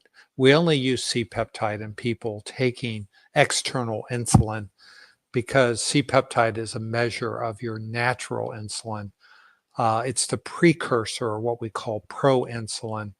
And when people are taking insulin injections, because they're human insulin, your insulin level will reflect your insulin you're making plus the insulin you're taking. And we use the C peptide. So, regardless of that, if we just focus on the fasting insulin of 199 or 28.6, that is still considered very high insulin, which would indicate that you still have some insulin resistance, but you have brought your A1C from 7 down to 5.7. Normal is 5.6 or less. So you're almost there, and you have so much healing with your sleep apnea improved, your rosacea going away, your reflux. Congratulations, you're doing really, really good. And don't worry so much about the insulin levels. You'll get there. Your body is healing.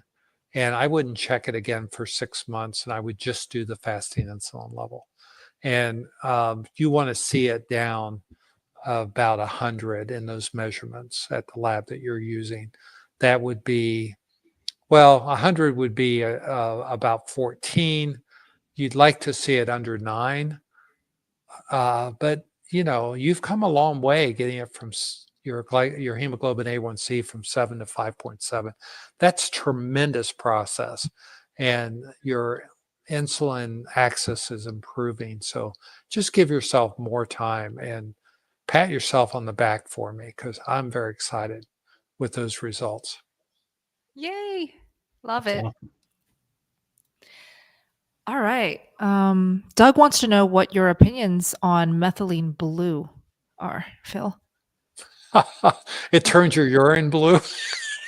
Oh, I don't know why anyone would be using methylene blue. It's a dye that we use in medicine to make sure that when we're doing surgery, we inject it so that um, it helps us to not cut your ureter in surgery. And I don't know anything about using methylene blue, other than they spiked our Kool-Aid with it when I was being hazed in my fraternity, and all of us peed blue for a week. wow. And there's nothing like being a sophomore in college when your urine turns blue to freak you out. So I don't know any medicinal person. As a surgeon's assistant, we used to use it all the time to make sure when we were doing complicated intra-abdominal cases that we didn't accidentally cut a ureter and spill blue into the abdomen. But I don't know why anyone would take methylene blue. I'll have to look that up. That seems really bizarre. On a completely unrelated note to that prank that your friends played on you, can anybody get this stuff? Like, is it Yeah, you can get it from a pharmacist. You can get it from the pharmacist. That's awesome. Good to know. They say it's used. Yeah, I forgot it is used for methemoglobinuria, blood dysuria, and it has off-label uses for malaria, nail fungus, shock, and other conditions. But the only time I ever used methylene blue was because we wanted the urine to be blue to know if we did anything. I got But what color? It says there. Your urine looked like you had a tidy bowl. Bowl urine. I got a buddy that drinks like his body weight in those blue Powerades, and I'm gonna make a joke and tell him if he keeps drinking those, it's probably gonna make his pee turn blue, and then I'm gonna spike it. Ooh, do it. That would be so funny. It's very safe to do, but it's a cruel joke. That'll get him off it. That's awesome. It's a cruel joke. They spiked our grape Kool-Aid with it. So. It's funny. So that's why I have to laugh about it. It says that it's being used for off-label for health conditions, but that's awesome. I don't recommend using off-label stuff like that. That's awesome. Great. All right. What about vitamins on carnivore? This is coming from Lynn. Raise your hand, anyone. And by the way, it says you should avoid if you're taking any serotonin raising medication. So if you're on any antidepressants that are serotonin reuptake inhibitors, you can have severe consequences, or if you have glucose 6 phosphate dehydrogenase deficiency, which is G6PD deficiency, which is most common in Africans. So those are just two contraindications. So anyway, I don't recommend anyone use methylene blue, and Todd, I'm gonna sternly warn you not to do that to your friend. But okay, although I understand the humor. Perfect. I take that in consideration. I'll let you know how it goes. I know I'm not stopping you, but that was just for. I thought that was just for legal purposes. if the guy's taking Prozac and you kill his kidneys, you're going to feel really bad. For sure, he's not taking Prozac.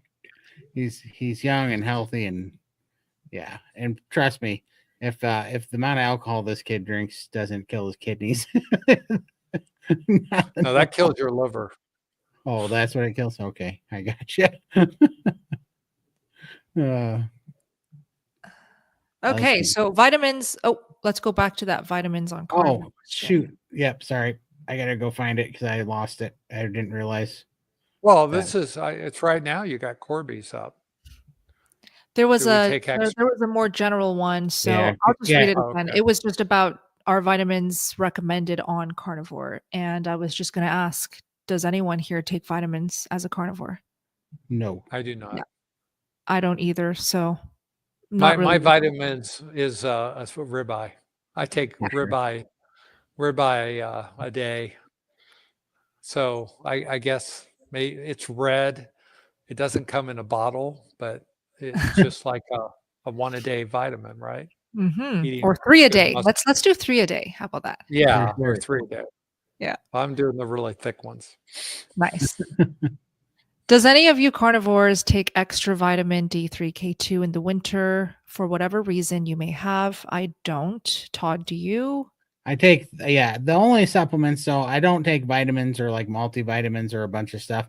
I do take some D3 in the winter when I'm not getting any sun, and I do take iodine, are the only supplements that I take. Phil? As I said, I quit taking all my vitamin D3 in November, and I haven't taken any since. My blood levels are fine. I've not needed to take K2. If you have a high CAC score, it could be due to K2 deficiency. So that would be the one subset. Or if you have osteoporosis, I would consider K2. But most people get all they need from eggs and fish and meat. So I wouldn't worry about it Exactly. unless you're deficient. Yeah. For those watching the live and the playback, do share. What vitamins are you taking, if any? You can put that in the comments or the live chat. This is Marilda. What is the maximum dosage for taking 2% J. Crow insulin? Started with 1 and increased each week 1 drop. Today had 3 drops. Should I stop there? Off all meds and supplements since Christmas 2024. Congrats. Todd? So they're talking iodine, not Iodine, insulin. not insulin. Yeah, that's what I thought. I don't know the max drops. I take, let's see, 2%. I was taking 50 drops. Now, I was. So, which is 125 milligrams a day. Yeah, which then I went over. See, I didn't know the difference between iodide and iodine or whatever it is. I didn't know they're the same thing. So I might have been overdoing it. But so just for the record here, I was trying to get to 50 milligrams. Apparently I overshot the landing. But I did get a great result at 25 drops. And then I went to 50 and it didn't make a difference from 25 to 50. So I just kept it there. I thought I was still taking 50 milligrams. Apparently I was taking 125 milligrams. Who knew? But that's what I was still taking up until, I don't know, about 2 weeks ago when Phil was like, you need to learn to count. Now I dropped it back down. So I guess I take 60 whatever, because I dropped, because now I'm on 5%. I was taking 20 drops of 5%. Now I take 10 drops of 5% a day. And it seems to be doing the same effect. Yeah, and I went up to 25 milligrams and I felt lousy, so I stopped the iodine. But I felt like, if I did have any deficiency, which I doubt if I did, I would have replenished it and got me back to normal. So just to give you reference, 2% of J. Crew iodine, 10 drops is 25 milligrams of total iodine. So, and ironically, 5% is twice the concentration. Even though it's 2 to 5, you wouldn't think the math works. The 5 isn't quite 5, and the 2 is more like 2.5. So that's why there's a discrepancy. So if you're going to use the 5%, it would be 5 drops. And nobody knows if you need iodine or not. The tests for it are very iffy. And if you're going to take it. If you see improvement, great. If you don't see any improvement, why take it? Todd, I want you to share your phenomenal improvement that it made for you, because there were 2 things that you shared. Yeah, for sure. So the first one, well, immediately when I took it, it was that I felt like I was looking and seeing color in high definition again. Like everything was super bright, which was crazy. And it was just, pretty phenomenal. And then also just my energy was through, I was absolutely through the roof. And it was like I was having coffee again. And so my body was craving it in the morning. Like I used to crave morning coffee. Like when I would wake up, one of the first things in my head was getting to that iodine supplement and getting to it. And then, my eyesight just improved greatly. Was that the 2 things you were talking about, Phil? Yeah. Todd was like, back in the 60s, there was a Hanna-Barbera cartoon called Sheriff Bing, Bing, Bing, Ricochet Rabbit. Right. He did everything fast. And that was Todd when he got up to 25 milligrams. He was just like Mr. Energizer Bunny. He was pretty incredible. But the cones in your eyes are the way your retinas work is you have cones and rods. Rods get the intensity of your light, and cones are what get your red, blue, yellow of your your color vision. And the iodopsin, which is in the cones, contains iodine. And so Todd was so deficient in iodine that he wasn't making the iodopsin that allows his color vision. And so he was truly iodine deficient. That's a Yeah. fact. What do you think causes that much iodine deficiency? Like, obviously, Todd, you're lucky to be alive. I mean, you just go back and look at your picture and you're like, you look at you today and say, how did this guy ever survive? I mean, you were on death's doorstep. So that's you worked at it your whole life. And I mean, it's terrible. And you tried so hard to get out of that cycle. It wasn't until you went carnivore that you found, really something that has changed your life. But if you don't know Todd's story, go Sunday night at 7:00 Eastern time in the United States, 4 p.m. Pacific time. Watch the 700 plus live stream on Carnivore Cure or the Limitless Lindy channels. And they open up with photos of their before and after pictures. And when you see Todd's first picture, you're like, this guy has weeks to live. And you can't believe how vibrant he is now. It's crazy. I definitely felt like I had weeks to live. It was not a good spot, but what a Hail Mary. It paid off. Made it to the end zone. Well, it's no wonder you're so passionate about carnivore, because it saved your life. It really did. Yeah, 100%. No ifs, ands, or buts about it. Yep. Before we get to that one, I did want to have you answer this, Todd. Stevie tagged you. How much is it to join the SBG Steak and Butter Gang group? Less than you spend on coffee or your soda, less than one soda a day, less than your coffee. It is $30 a month. And I get it, everybody has their deal, but it is the best $30 a month. It's cheaper. Think about all the copays you're going to save. Think about all the money you're going to save on getting off your medication. Think about all the money you're going to save at the grocery store when we give you all the tips and tricks, when you hear it from not even us, just the whole community. Like it's $30 a month and it's absolutely the best. And I'm just saying that because Bella's super generous. She does a lot of things for a lot of people, and they get just the stuff that they end up giving away. And there's still some people that feel like there's something like this is a money grab. Well, if you go in there, there's Zoom meetings almost every day of the week, and they have all the big doctors in there too on Zoom meetings that you can talk to and have questions. And I would pay $300 a month just to talk to Phil. Same. I would pay $1,000 just to be friends with him. Right. Just to ask him, Phil, am I dying? Because right now I'm peeing out what seems to be Start sending the checks. Start sending the checks. Exactly. I'll do it. Yeah, me too. I'll send you a bill. Yeah. There you go. And so I don't know. I actually just kind of, not saying that you're saying that, but I just kind of get a little revved up because I'm like, I don't think you guys understand the value that is in that community. And most people don't when they get there and then they see what it really is. They're like, yeah, this is, the best $30 I could have spent on carnivore related health things for sure.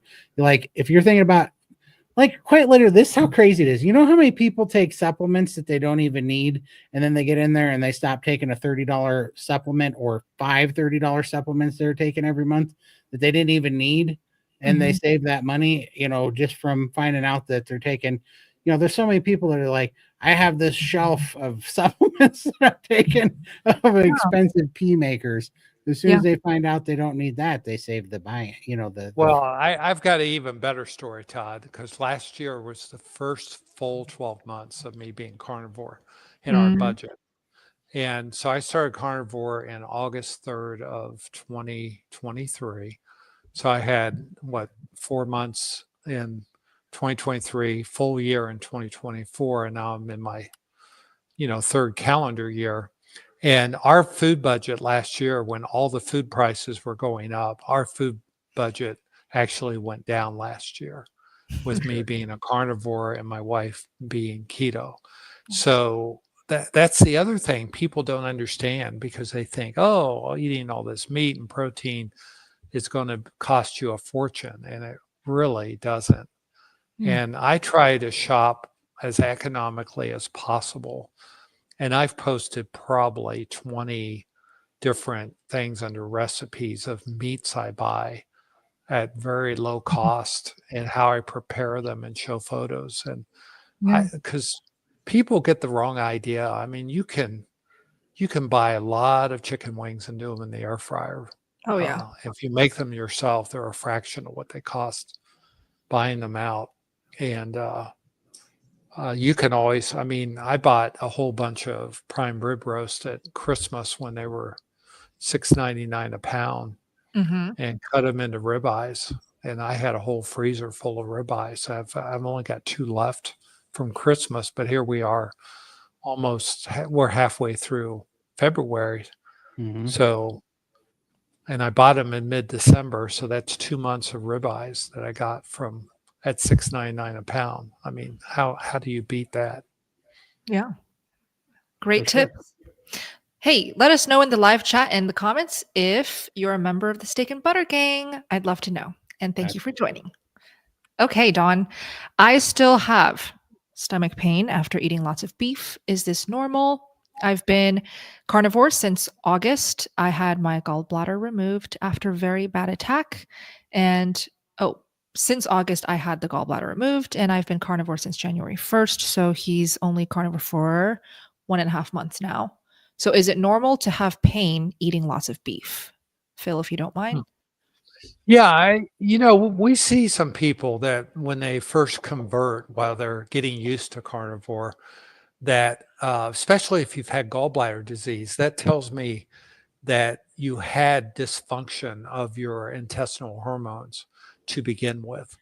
And it's too bad they had to take out your gallbladder, because we've seen so many people reverse gallbladder disease. But it takes typically about 3 months for the biliary tree to recover when you're doing this new way of eating, because you've got to realize you don't have this reservoir called your gallbladder for bile.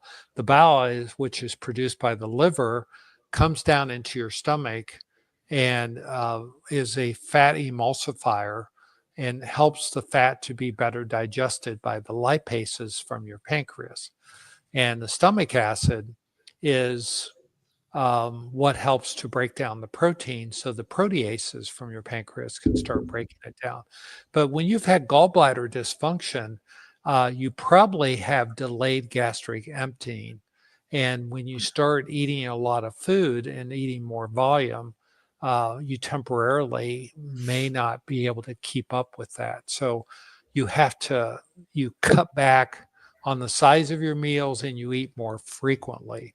Some people eat even 5-6 times a day, smaller meals, and do that for about 8 weeks. And it allows your gallbladder, your biliary tree, to get adjusted, to get that temporary, what we call gastroparesis, or slowing of the gastric emptying. You build up this hormone called cholecystokinin, which is what causes the biliary tree to contract and release bile into your system, and to normalize your stomach acid as well. So all these hormones take time to get used to this new way of eating. So I think you're on the right track. You're only 6 weeks carnivore. Slow down a little, more frequent, smaller meals, and just give yourself some time. Okay. The longest I've ever seen someone take to fully adapt is about 3 months for people that don't have a gallbladder. Fantastic. Elaine says, why does nobody, sorry about that, Todd, I'll let you click. Okay. Why does nobody talk about cream cheese? Let's talk about it. What are your thoughts, Todd? Well, I like it. I like sour cream a little bit more, but it doesn't like me. So that's literally my treat food if I'm going to do that. So But ultimately, I just don't do dairy other than if you count butter as dairy, I'll have some butter. But other than that, I don't do dairy because it makes me retain fluid. It causes me to have more of an appetite. Dairy's great if you're having like palate fatigue or not be able to get enough food down. It's great it's highly hyper palatable or whatever you want to call it. I don't know if it's hyper palatable, but it's more palatable, and it helps you. No, get I more think that's a good word. I bet it's a great word. Yeah, and so it gets you. Opens up your appetite and get the food down. But I don't moderate it very well. I get a little bit carried away with it, and then it also kicks back. But if you're gonna do it, my favorite way to eat cream cheese is on salmon, and I make a salmon like raw salmon sashimi roll with the cream cheese with the prosciutto over top of the raw salmon, and then pickled jalapenos, and I roll it up and I slice it like it's a sushi roll. It's delicious. Very Korean of Todd to eat it like that is what I said last week. Very impressive. Yeah. My thoughts on cream cheese is, well, I don't eat it. I don't find it delicious because I have other favorite dairy options, which is raw cheese. Cream cheese to me is just a little bit like, doesn't do much for me. Raw cheese, however, gives me that stinkiness and that delicious flavor, the texture. So it's a personal preference. Maybe not a lot of carnivores love cream cheese. Phil, do you eat cream cheese? I do occasionally, but like Todd, it doesn't do me any good. But it is kind of a desserty type of thing. If you have a sweet tooth, I'd rather see you eat a little cream cheese. And cream cheese on pork rinds is really good. But I made oopsie cake my first Christmas, and so this was not last Christmas, but the first Christmas I was carnivore, and I literally no one else in the house would eat it, so I ended up eating the whole thing in about 24 hours, and I got so inflamed. It was good, but I got so inflamed. So oopsie cake has a lot of cream cheese in it. So I regretted that. But I think it's for someone that's really challenged with feeling like they need a dessert. And cream cheese is one of those things that may help you to keep carnivore when you're first starting, especially if you're having meat aversion. Fantastic. Can I just feature some comments here? Yeah. Let's take a quick break. So I really like this trio as well, Doug. Specifically, whatever is happening tonight, it's great vibes, great chemistry, fantastic knowledge being, shared. Also, shout out to all of you guys for asking great questions. This is what we love about the live streams. It's the banter, but it's also the exchange between you guys and us. It gives us a chance to learn from you, and it gives us a chance to share our knowledge and experience to all the newbies here. So, love you guys. Thank you so much for the support. We do these every Friday. Go ahead. Absolutely. And shout out to Doug too. Doug's got an awesome story too. He's down like 200 pounds. He started over 600 pounds himself. He's down to, I think he's in the 3s. So congratulations, Doug. He's killing it. Does he have a channel? I think he does. Doug, remind me if you have a channel. I know you're always in the chat, and I know I've seen your comments several times, and I know you started at 600 and something, and I think you're down to 395 if I remember right. And I know you're killing it. Has he been on the 700 plus channel yet? He hasn't. He's more than welcome to email me at thecarnivorecure@gmail.com or gmail.com, and we will get you on the show if you want to tell your story. We'd love to talk to you. Please do that, Doug. We want to support you and hear your story as well. Awesome. Yeah, doing awesome. Can you type your email in the live chat? I'll do it right now. And I'll do this in the meantime. I saw a Down Under. Yeah, just want to give a shout out to the Down Under community because the carnivores in Australia are phenomenal. So much love, so much connection down there when I went. And we have another Australia meetup coming up. I'll be there. Limitless Lindy will be there. And it is in Melbourne, her hometown. We both will be speaking. So we want to see you there. It is at the Carnivore Collective in Melbourne, Australia. I've put it in the live chat if you guys want the link. Okay. Great. Great. Phil, checking in on you. Yeah, still I'm good. going, so I'm you're I'm good? still good. I'm good. Thank you. Yay. Rambler wants to know, what are your opinions on milk kefir? I drink it a lot. I love it. I would recommend getting raw unpasteurized. The only brand that offers it right now is Raw Farm. What do you think, Phil? I've never had it. So Oh. do you think I should try it? Uh-oh. Why? Because I had it at Bella's in Vegas and I tried it and I loved it because it tastes like a thinner sour cream, and sour cream is my favorite dairy. So you'd find me passed out on the side of the road with white kefir. Kefir does the body good, right? Right.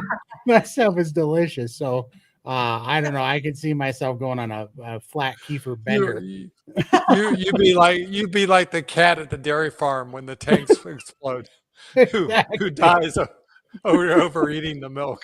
Exactly. I don't even want to know the calcium stone I'd pass after that run. It would not be pretty. Okay, that's I haven't had the guts to try it yet, Bella. why? So, You're afraid that it tastes bad? yeah. Oh, That's okay. delicious. If it tastes like sour cream, I should try it. It's so good. To me, it tasted like sour cream I'll with tell a you nice. what, November, hack your health. Okay. Hack your health. Yay. Bella We'll will get have your some reaction. kefir in the house for you, Yay. Can't wait. and I'll try it. You can catch my reaction on tape. That's delicious. Can't wait. Can't wait. So I want to share with the kefir the reason why I can get away with it every single day now. And this is different from when I first started year one of carnivore. If I was still year one of carnivore, I would not be able to get away with kefir every day. I would be like Todd, where I would over drink it and it would cause my body harm in return.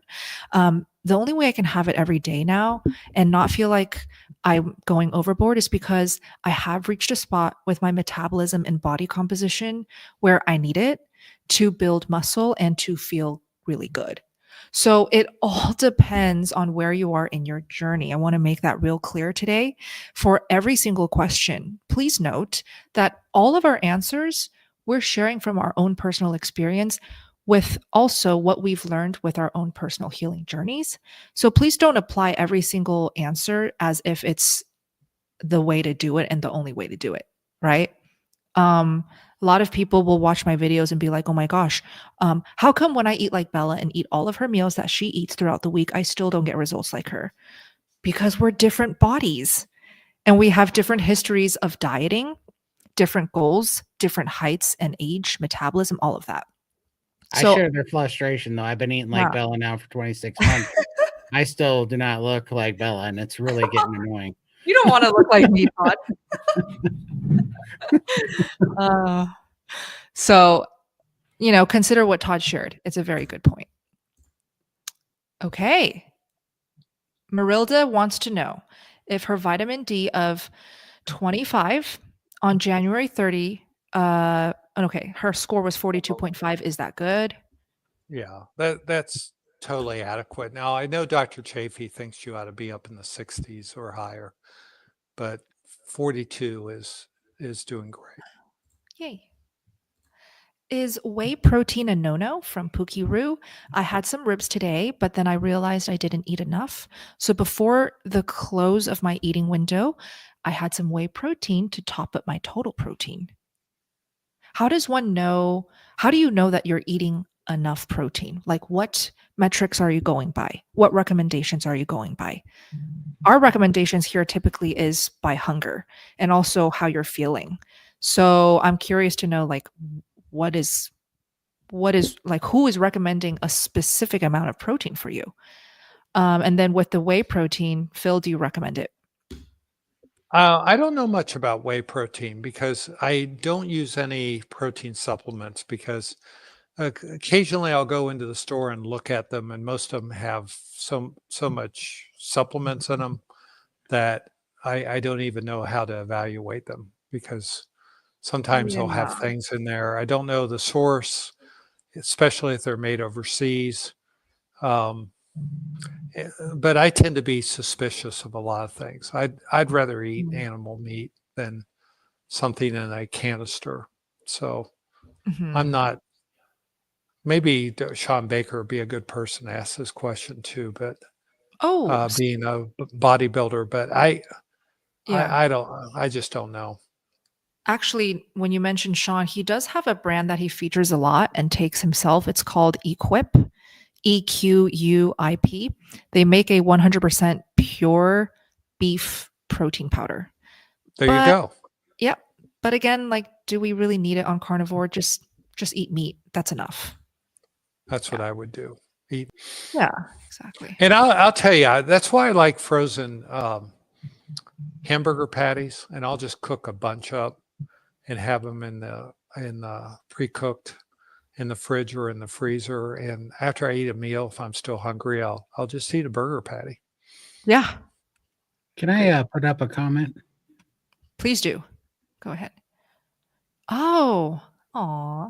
Hi, Jocelyn. I see you're very active today. Welcome, welcome.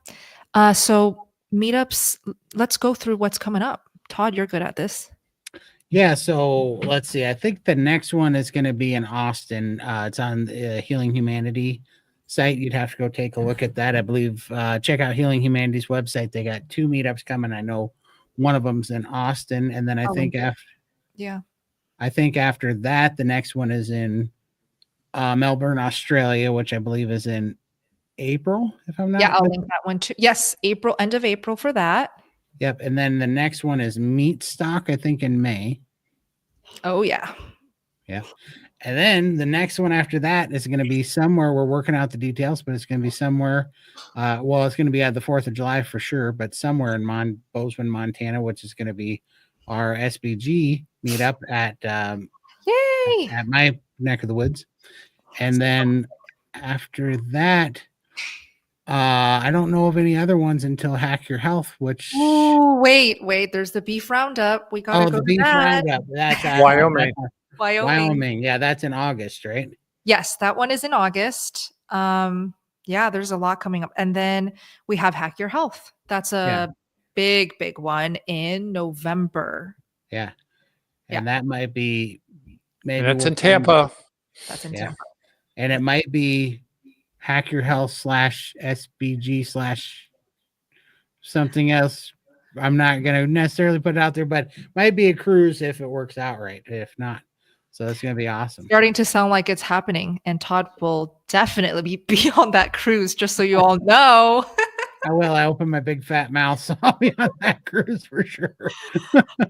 Oh my gosh. There are so many great meetups happening this year, and I just posted on my Instagram stories earlier, sharing that this past year, I have traveled more than I have in all 28 years of my life. And I'm so very grateful because the amount of traveling that I got to do just in the past year is all thanks to this carnivore community. I've met so many wonderful friends along the way as well. So I highly recommend going to these in-person meetups whenever you can. So my question is for everyone in this live stream and watching the playback, do you see yourself traveling to Montana for an epic Steak and Butter Gang X entire carnivore community meetup? Let us know if this is something you would be interested in showing up to. Yes. There's at least a 40% chance you might see a catastrophe accident where I blow up a minivan with fireworks. It happens randomly. This might be the year. No, you've already done that. For sure. Been there, done that, Todd. So you need to do something else, like blow up an office building. Ooh, boy, I don't know. They won't let me on the cruise if that happens. I end up on lists. That's true. That's true. But no, we are. Yeah, go ahead. Well, I think the funny thing is, Bella and Todd, I think the first face-to-face you ever had was back in August last year in Austin, Texas. And Todd and Bella and I have never met in person. Yeah, and that is I a met fact. Raymond last week for the first time in person in Atlanta. Yeah. So I've only met 2 members of the SBG. So, and I've been in the community 15 months. So wow, it's kind of a virtual community. And for all those in Tampa, I see we have somebody from Tampa um, I forget her first name. I think it's Heidi Wilson, but We have Ellie in Tampa as well. yeah, we have Ellie, the redacted carnivore in Tampa and Clearwater. Yeah. And so it's interesting. We should probably do something. We'll definitely do a meetup at Hack Your Health. So Oh, for sure that's happening as well. So this year is also the year where SBG will do a lot more in-person meetups. SBG refers to the Steak and Butter Gang team. So we're very much working hard to make it happen, just based off of the magic that we felt in the previous in-person meetups and events that we have gotten to attend. And so I'm seeing a lot of people put in the live chat, yes, yes, yes, we will be willing to travel to Montana, which is fantastic news. Todd and I will be sure to update you guys on, exact dates, details, where all of that. But it most likely will be July 4th. Oh, for sure. It'll be like the July 4th weekend. So probably people want to come in on the 3rd and then probably be flying out the 6th, if I had to guess. Yeah. Right. So save the date, save that weekend, please, because we're going to make it pretty epic. Like I'm going to invite all of the carnivore friends that I have met along the way, the Chafies, Baker, Kilts, just literally all of our very, very loved carnivore voices. So it's a great place to be for that weekend. So will Todd be shooting some fireworks? You betcha. Yeah, we're going to light it up for sure. This will be our 23rd year.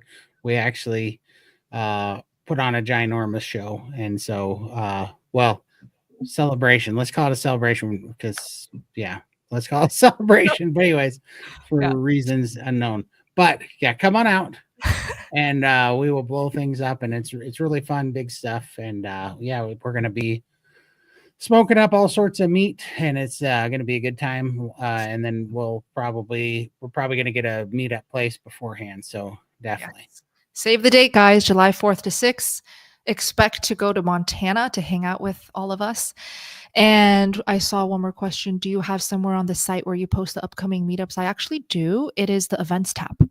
So the global events tab, when you guys go into the SPG site, is at the top left corner. Click on events and you will see all Zoom calls as well as all in-person meetups. I'll post a bunch in the next coming days. Stay tuned and come to these live streams to keep hearing more. We'll give updates. Okay. For sure. All right. Let's see. This is the next one. Please talk air fryers, recommendations for a non-toxic one, easy to clean. Okay, so if you want a 100% non-toxic air fryer, you should go for a glass air fryer. I don't have a glass air fryer because I personally really love my Tasty air fryer, and it is PFOA and PFOS free. And they did just come out with a ceramic tray. So you can consider the Tasty, but if you want to just be so safe so that you can sleep at night, just go for a full glass, completely glass air fryer, which you can find on Amazon. Thoughts, Todd? Yeah, I don't know. I'm not into that enough to know exactly what makes a non-toxic one, but I do know that Lindy informed me that the Ninja air fryers that both me and Lindy use do not have the Teflon stuff, and that they're supposed to be non-toxic as well. And that's ones that me and Lindy use as well.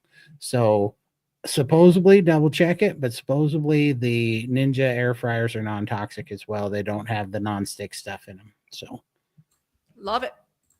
Keep going here. Dr. Smith, someone was suggesting with my symptoms that I may have Hashimoto's and think I should get a thyroid test. What is your opinion? I think there's nothing wrong with getting a thyroid panel. And when you're looking for Hashimoto's, you need to have thyroid antibodies included in that. So you got to make sure your doctor is checking you for that, because the TSH alone, so TSH is thyroid stimulating hormone. And when you're low on thyroid hormone, TSH actually goes up. So a high TSH is an indication of a low functioning thyroid or under functioning thyroid. But the problem is with Hashimoto's, you can get antibodies a long time before the TSH goes up. So don't let your doctor just do a TSH. If you're really worried, have them do a full thyroid function panel with thyroid antibodies. And that will check your free T4, your free T3, your TSH, and your thyroid antibody levels. And if all those are normal, then you don't have Hashimoto's. There we go. Dr. Phil, I've had dark circles under my eyes for many years, but since I've started carnivore, I've noticed slight improvements. Additionally, started taking, I don't know what that is. Chelated iron, Chelated vitamin iron. C supplements. Yeah. Yeah. I don't know why you would need to take those supplements, but I'm glad to hear that your dark circles have gone away. Couple reasons people get dark circles under their eyes. For some people, it's just normal aging. They're losing some adipose fat. Hypothyroidism, low thyroid function can cause dark circles under your eyes. Inflammation can cause dark circles under your eyes. But I'm really excited to hear that you're starting to see improvement. So in your case, it's probably improving metabolic health is making them go away. But I'm not a big fan of you needing supplements when you're on carnivore, unless you have a true iron toxicity, you're just way too overloaded in iron, or if you have vitamin C deficiency. But even carnivores, the ferritin, which is a measurement of iron, tends to go up transiently. Ferritin, most people don't know, it's not only a measurement of iron stores in your body, it's also an inflammatory marker. And a lot of people that go carnivore have elevated ferritins when they check it for the first time, not because of the carnivore diet, but because they have inflammation in their body. So it's amazing. So if you do get a high ferritin level, don't freak out. Just do it again in 6 months and see what's happening. Awesome. Awesome. Rhoda, I've been carnivore almost 9 months. I started mouth taping at night and I've noticed better sleep. Do any of you do it? I've tried it a couple nights, and for me, the issue is I like to put a lot of lip balm on my lips and it kind of just falls off. It doesn't stick. So that's why I stopped doing it. How about you, Todd? I bought some. I have them right here, but I used them one night and it was not worth taking it off my mustache the next morning. Good Lord, that sucked. These things really, I mean, it looked like I stuck this on the back of a gerbil and ripped it off. It sucked. So I'm trying to figure out. So I trimmed it up. If I can find the little smaller ones that don't overlap so much on the hair, because I thought, well, people with mustaches must wear these and it must come off easy. It is not. These are the hostage tape ones. They do not. They will wax your upper lip if you put these suckers on there. I don't think those are meant for mouth taping for sleep. It's a brand of them. They're called hostage tape because it looks like a hostage when you close it. And so it's a brand of mouth taping. But these ones, they will rip your mustache off. So I'm thinking about putting, well, I have a beard balm. It's this Crew beard balm stuff. I'm thinking about putting it on my mustache and hoping it doesn't stick to the hair as bad if I put the beard balm on just before I put it on. But I'm going to try it again because I have a whole pack of these suckers and I just want to see if it does any good. But it did suck the next morning. Not going to lie. Phil? No mouth taping. As I said, I use a dental appliance now for my sleep apnea. And so you wouldn't mouth tape if you have that in your mouth.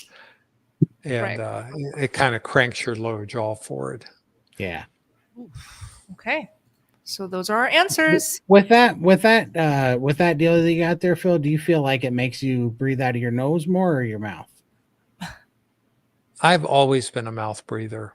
Yeah. I had a lot of childhood allergies, and even though I had my tonsils and adenoids out very young, I've always just kind of been a mouth breather. So I tried taping my mouth a few nights, and I felt like I was going to suffocate because I just don't like to breathe through my nose.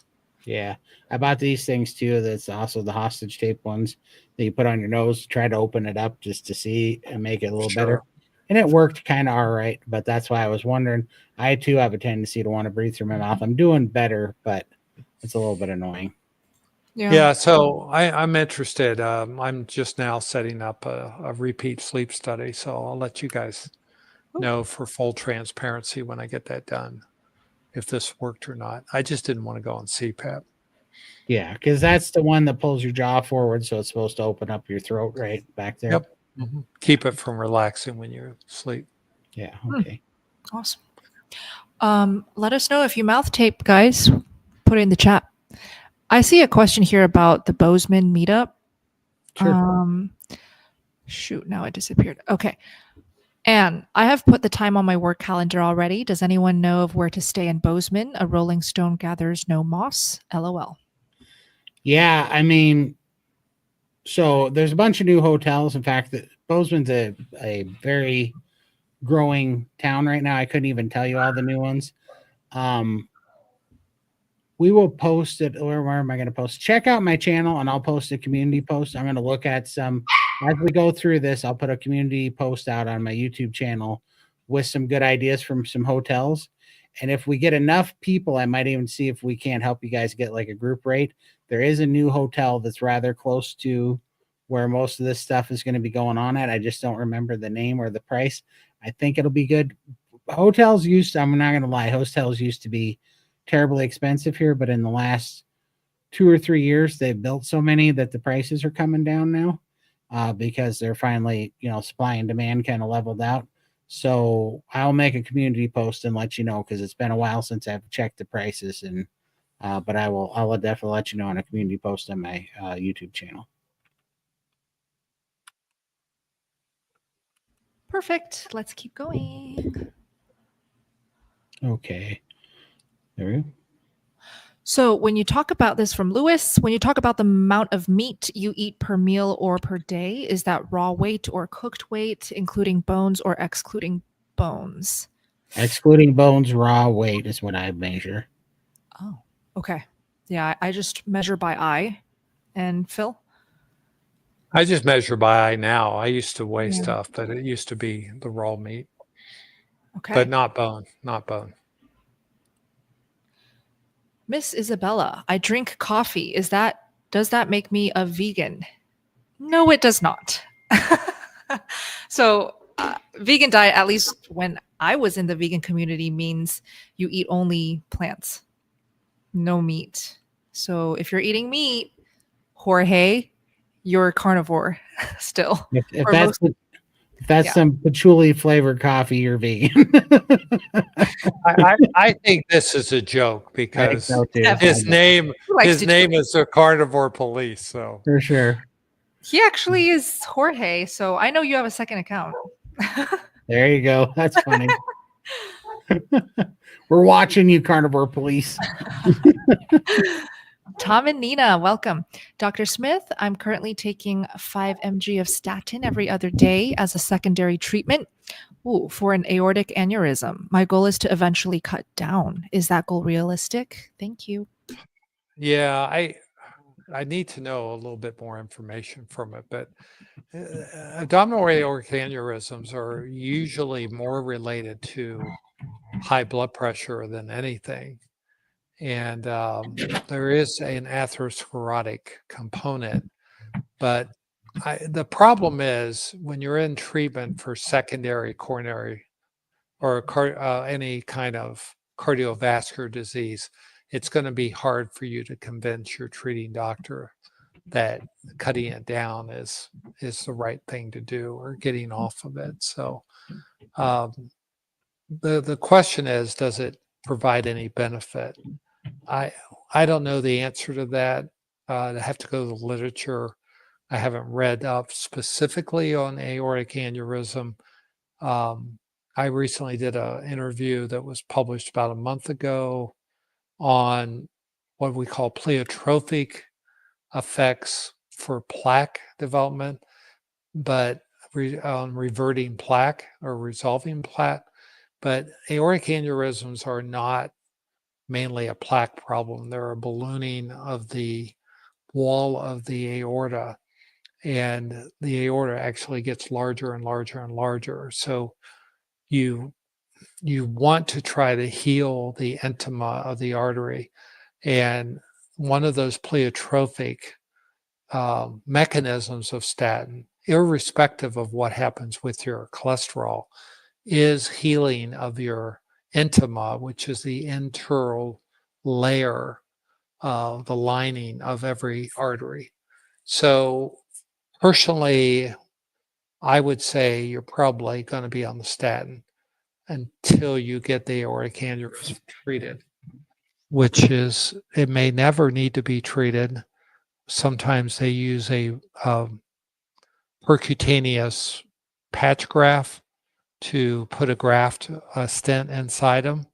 And then the other is surgical, which we almost never do anymore, since now that we have the percutaneous treatment for aortic aneurysms. But I would say the literature really supports you being on the statin for the pleiotropic effect, which is the low dose statin. And your LDL cholesterol is not the treatment goal, but just being on a little bit of it to try to heal the lining of your artery. Long answer, short conclusion. Okay, the Rom Man. This is Lindy's husband, Scott. Hey, Scott. Oh my gosh. Hi, Scott. Good day, legends. Good day, Scott. Yeah. What did you say something, Phil? No, I was just thinking maybe it's Lindy on here against doctor's advice. Oh. she's trying to get sneaky espionage. She's coming. Well, it does have a wrench next to it, so I'm awfully suspicious. For sure. That's funny. Well, Scott wants to know that what's the easiest way to break up ground beef other than cutting it? I use my teeth. What? In the frying pan? Not in the frying pan. He didn't specify when he was breaking it up. I break it up when I chew it. I think he means when it's frozen. All right. If that's, I think he means in the frying pan. I do have those. Oh, okay. You have the little nifty meat things that look like a little star, and you hit it, and it cuts it all up into little triangles. Those things are pretty Really? good. Yeah. You ever seen those? You can use that in cast iron. No, I've never seen one. Yeah, they make them for ground beef, and you stamp it to get it real fine. Yeah. Yep. Oh, good. So you get the good Maillard reaction by getting it broken up. Yeah, I have 2 or 3 of them. That's what I use for sure. Okay, send me a photo of that. Yeah, we'll do. Todd, I'd like to know. That sounds like something I need. Yes, I definitely will. They are cheap. I'm sure they are. Todd, would you mind giving a Lindy update again, because we got some latecomers and they missed it? Yeah, absolutely. So Lindy's doing fantastic. She's under Dr. Phil's orders to get some rest, and so she would love to be out here because she actually is doing great. She's full of energy. She's glowing. She looks awesome. Yes. And then she looks great. She really does. And the surgery went fantastic. She's already home healing up. Already has all the tubes out. No, what do they call those? Wound pumps? Drains. Well, she got the drains out, but she was wearing a wound pump in there as well. What do you call that? A vacuum pump or whatever? Vacuum pump. Yeah, so they took that off. They took the drains out. Wound vac is the name for it. There we go. That's what they called it. And so that's all off, because I was wondering, because some people, I guess, have to take those home with them and wear it at home for a while, but she's healing up so good that all that's gone, and she's just got bandages on.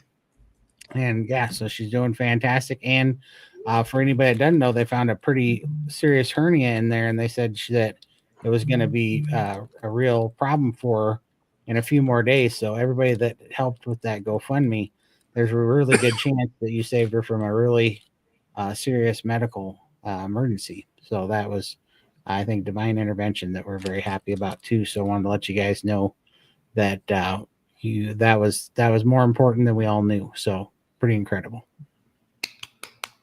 Amazing. Love Lindy. Yeah, I can't wait to see Lindy again in Melbourne as well. For sure. Nathan, yeah. Wife and I find that we don't tend to enjoy the flavor of chuck roast. We want to like it as well as oxtail because of the cost, but it just winds up being lackluster and we prefer ground beef. Take it away, Todd, with your tips. Yes, I was actually clicking things. I got to read this real quick. You caught me. You caught me. While when he's reading that, let me talk about Go Yeah. ahead, Phil. Carnivore Quest. Carnivore Quest. I don't know if you know them or not. It's a I don't. couple. Oh, the And couple. Yeah.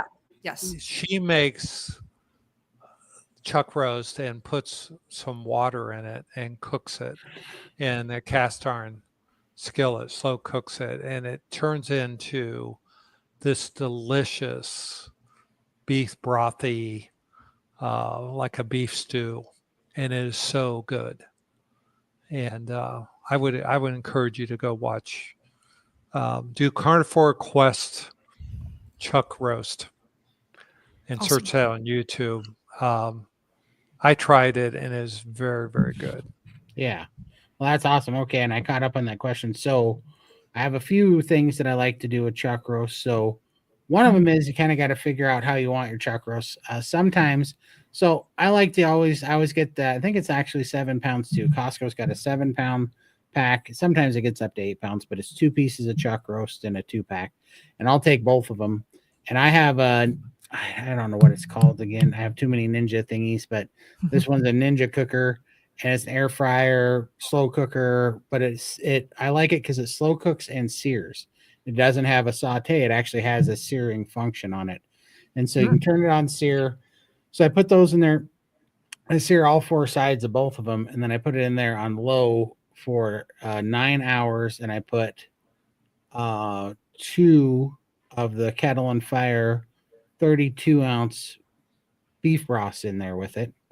And then I put a stick of butter in there, and then I put a whole jar, which I can get away with this. If you can't, don't use it. But I put a whole jar of pickled jalapenos in there because I found out the pickled jalapenos don't give me any trouble.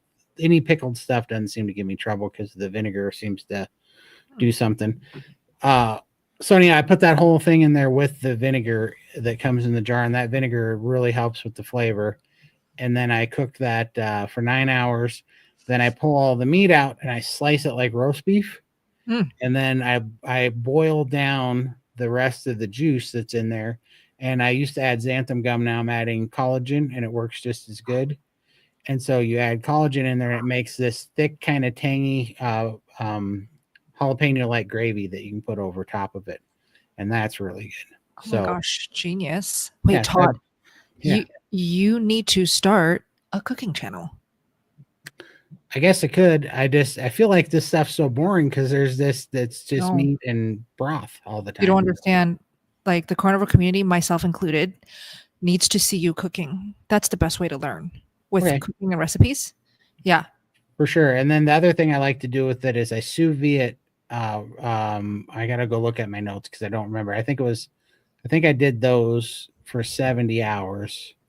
I sous vide it, which I know sounds like a long time, but I usually end up putting 14 pounds in when I do that. And then I cut it into cubes about 3/4 of an inch thick. And I also put it in, and I have a round skillet, a big one with high electric skillet. And I put it in there. And then I take the juice that comes out of it because it gets a lot of fat.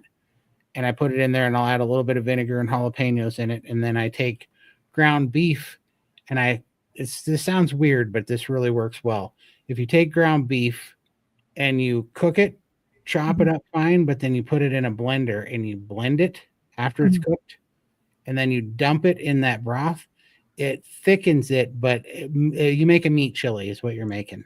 And so that ground up meat through the blender or food processor kind of turns into a paste, and that thickens up that broth that way it's not like a gravy, it's like a thick meat sauce that surrounds those chunks of the chuck roast, and it makes the best brisket chili or chuck roast chili. I do it on brisket chuck roast. It's really good too. So those are my 2 favorite things. Hey, put it in the live chat if you guys want to see Todd cooking and filming videos for us, recipe videos. You don't have to start a second channel, Todd. You can just post on your channel. All right, I'm on it. I'm on it. Great. Okay, let's keep going. Doc, I got it. Yeah. When you say strict carnivore, do you cut out dairy? Is it just meat, salt, and water? Oh, and you're muted, Phil. Sorry, I was pulling up that Carnivore Quest video so I could post it. So when I say strict carnivore, I'm being very, very strict carnivore. So I think meat, bacon, butter, and eggs. So that would not be dairy other than butter. And I think that if you have an autoimmune disease or a lot of insulin resistance, I recommend, such as metabolic syndrome or type 2 diabetes, I would encourage you to start strict and do an elimination diet of B, B, and E. But I would be a little more liberal with the B being beef and consider any ruminant meat, lamb, maybe even some pork. But if you can tolerate it and do that. Now, if you can't take eggs, obviously you cut the eggs out. And I would avoid cheese and milk and cream for the first 30 days and see how you do. And I really believe that most people, now, some people need an adaptation period. So for some people, they can't go straight carnivore. They have to kind of ease into it. And so that first 30 days, you got to play it by ear. And I always like to say carnivore is simple, but it's not easy, because it's simple in that there's very few rules, but it's not easy because we don't know what your biological variability is going to be, your adaptation period is going to look like, and how much detoxing you're going to do. So I always want to give that caveat. But if you can do 90 days of really strict carnivore without dairy, there's a lot of things, skin conditions, a lot of inflammatory conditions, joint pains, insulin resistance, metabolic syndrome, which will get in much better control if you can do that for 90 days. And then after you get your biological markers where you want them, add back in the dairy, add back in other meats, add back in other things. That's my recommendation. But we're not the police there. You got to do what you want to do. I'm just saying, if you want to get the healthy quickest. 100%.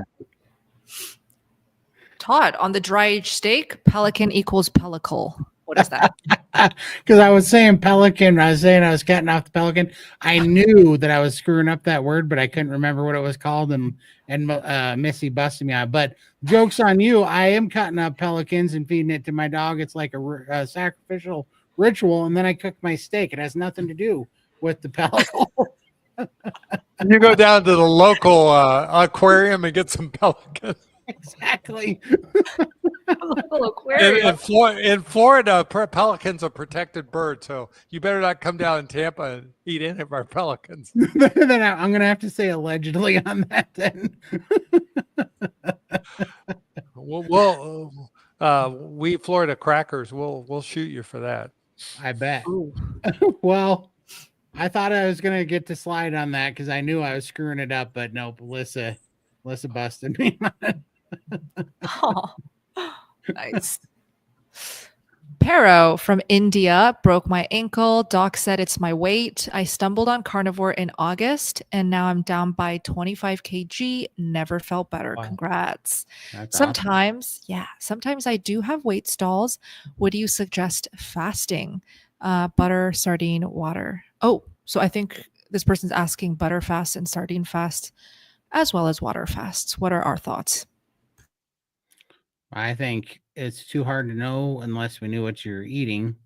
But I think if you have a high functioning metabolism and you feel nourished, I think fasting's fine. I think if you don't, in my personal experience, that hurts your metabolism and you go backwards. I did that myself. Yeah. Okay. I think that's a great answer. Perfect. It was. Yeah. Jocelyn, hi Bella, wondering if you could share about your acne recovery. I'm unsure about eating butter as dairy could be a trigger for acne. What was your experience with butter versus other dairy? So luckily, butter never triggered my acne, and it was a very big part of my acne healing. So for me, it worked. I didn't have to cut it out at all to heal my skin. In fact, to get amazing skin results, I actually credit butter to giving my skin such a hydrated feel these days. I truly feel like the fat that I'm eating is really moisturizing my skin, and I love it. I don't have to rely on slathering all the creams and stuff. I don't even need tallow skincare, although tallow skincare is probably the best skincare you can put on your skin. I simply just eat lots of fat. I avoid very harsh chemicals on my skin. I do not use any skincare or products with alcohol or fragrances. So if you want to step up your skincare in any way, take out everything with alcohol in the ingredients, take out anything with fragrances, because that can really dry up your skin and flare up your skin, especially if you have acne. So those are my tips. If you can't tolerate butter, go for ghee. If you can't tolerate ghee, tallow is going to be your friend to eat. That's awesome. Don't eat the skin tallow on your ribeye though. What does that mean? Skin tallow. The skin tallow, the skin cream tallow. Yeah, the lavender. Oh, right. The lavender. Your story on that. Skincare tallow. Yes. Check the label. All right. It's my public service announcement on that now. Thank you, Todd. Thank you, Todd. Yes. Thank you very much. You're so helpful on that. Yeah. I don't drink Benadryl liquid either. Or what's that called? The pink stuff you used to put on mosquito bites that keep them from itching. It wasn't Benadryl. It would have been a calamine lotion. I don't drink calamine. I remember that. Yeah. All right. Vicky wants to know, can you drink herbal tea on carnivore? Like the non-caffeinated herbal tea? I guess herbal tea is always non-caffeinated. I personally don't drink it. I don't know. What do you think? Do whatever you want. Yeah. I don't know what I don't know what green tea is, but it works for oxalate dumping or whatever this is, and that's the only reason why I'm drinking it. But yeah. Did you guys see Nick Norwood's latest video on green tea? He's really promoting it right now. Ooh, what's the benefit? Well, he says there's a couple chemicals in it that help reduce visceral fat. So I found it very interesting. So cool. Stay tuned. His stuff is always so good. I mean, he does very, very good research. Amazing. Did you know that he's 28? Yeah, he's very young. I didn't know how he's your age. So same age. You can be wise in 28, Bella. That's awesome. Yeah, I believe it. But he doesn't have as beautiful skin as you do. Oh, wow. Thank you so much. Yes, right. They definitely gave me my money back for the tea. And the only reason why I even paid that much for tea is because I get flare-ups of this crap. Then I'm in pain and I'm stuck at work. And then I don't have a choice. And I order the stupid tea. Yeah. But yeah, for sure. Good. Family Roots Farm. Welcome. How long does it take to get the full benefits of carnivore? I've been on carnivore since August. Still some back pain and reflux. I have a hiatal hernia. Can I do one to two meals? Big meals? Big meals. Not big meals. Bug meals. Only if you're part of the what do they call that? World Economic Forum that's trying to get us to eat grasshoppers for protein instead of cows. Right. That would be 1 to 2 bug meals. That's for sure. I think that is a great question because everyone wants the answer to that. And the problem is we don't know. And when you think about it, I'm 60, I'll be 68 next month. So I ate non-carnivore for 65 years. And I've been carnivore for less than 2 years. So should I expect to undo everything in 2 years that I did to myself for 65 years? So that is why it's so important in SBG, the Steak and Butter Gang forum, that every week we have a call called NSV call. And that's where we discuss non-scale victories.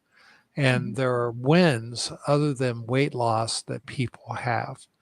And to me, that is probably the most exciting call of the week, because you hear so many stories of people getting healing, and it's almost always things that they never anticipated healing. And so many people get into carnivore to address A, B, and C, and they ended up getting rid of D through Z, and they never even anticipated that. And it doesn't always seem obvious when it goes away.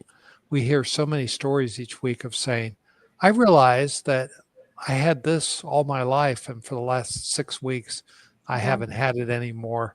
And I love those stories because there's so much healing going on in the community, and it gives so much encouragement. So my answer is, as long as it takes you. I love that. Beautiful answer. Thank you, Phil. Yeah. This is funny. I got to put this up. Ooh, I'm afraid if Todd comes out with a cooking channel, I'll be the first carnivore to gain 100 pounds. Why would you think that? Just they're being polite, saying that it's that the food will be good, but I thought that was pretty funny. Wait. But I'm thinking if Todd comes out with such a fantastic carnivore cooking channel, everyone would be losing weight because they're eating so well that they stick to carnivore. For sure. They were saying they'd overeat, but no, totally. And that is a good point, because I am on the weight loss bandwagon, so I do cook pretty clean, actually. Yeah, I stay away from the hyper palatable stuff. Yep. I thought that was funny. I was laughing. That had me chuckling. That's cute. Yeah. That is cute. Let's see. And there we go. All right. Hollywood Polo. Thank you. Happy V-Day. Oh, happy Valentine's Day. What are your top 5 favorite air fryer recipes? Okay. Today I just used it for chicken wings.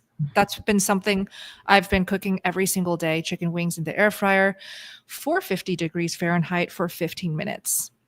And second one, steak. Okay, why don't you just check out my air fryer video? Because honestly, I have so many air fryer recipes, but the chicken wings is my top air fryer recipe that I make every single day. I am obsessed.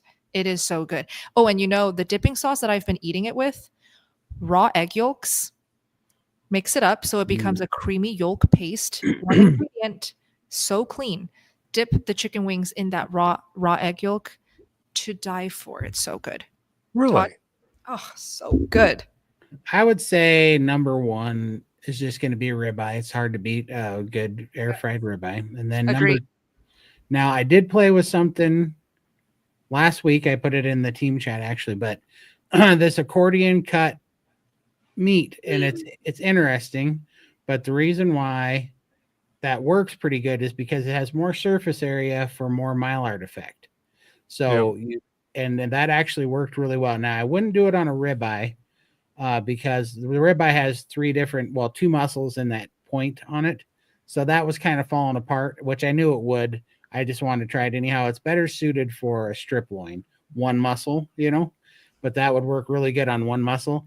And the Maillard effect was a really good change up. I was pretty interesting that the way that worked out, for whatever reason, I would have normally thought that it would have been overcooked, but it was still extremely juicy and flavorful. I think because it cooked so quickly, having that much surface area, that it didn't have time to dry out. Even though it cooked more than I liked it, it was still really juicy. So that was super tasty. I really quite enjoyed that. And then the third, go ahead. No, I was just going to say that accordion steak was so interesting looking. I was thinking about, how you used to go to the carnivore and you get the fresh cut French fries in the cone, paper cone. Yeah. Wouldn't it be neat? They sell chicken fingers and French fries that way, but wouldn't it be neat to have steak fingers, Yeah. which would be that air fried steak, because each piece would be crispy on the outside and rare on the inside. And that's something we ought to try in Yeah. Montana, is Ooh. experiment to Ooh, now we're see if we talking. could have steak fingers.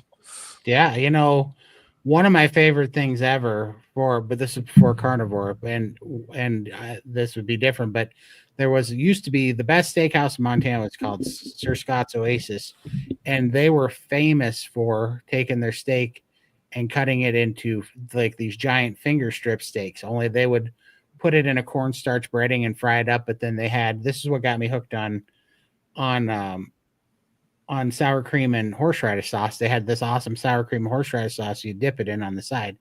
But I'm saying we could do something like that without the cornstarch breading, but we could do it with the Maillard effect. Or if we wanted to play with breading, we could play with the egg batter and pork rind panko breading. That would work pretty amazing, because those things were absolutely phenomenal. Those steak strips. So I bet those would be, because they're deep fried steak strips. You know what I mean? And we could do it in the air fryer. Yeah, that's great. What's your third thing that you like to do in the air fryer? So the third thing was that I like to make my own ground beef and add bacon to it, about 1/3 bacon, and grind it in there, and add pickled jalapenos. And they are basically brisket bacon burgers, but they're ground together with jalapenos, and I like to air fry those. So those are my third favorite thing. And that's pretty much all that I cook in my air fryer. I don't do the chicken wings and stuff. Maybe pork strips I've done in the air fryer. Pork belly's great in the air fryer. Yeah. Yeah. Have you ever done, yeah, I do pork belly in the air fryer. Have you ever done pork loin in the air fryer? It comes out unbelievable. And Yum. you don't have to cook it very long. But ribeye is my number one thing I do in the air fryer. And then Right? I also like wild caught That's so good. salmon in the air fryer. You Salmon can't and not use the air fryer. Always do it skin side up. It Yeah. makes the Always. Yeah. skin really crispy. Yeah. It's really good. That So- skin is delicious.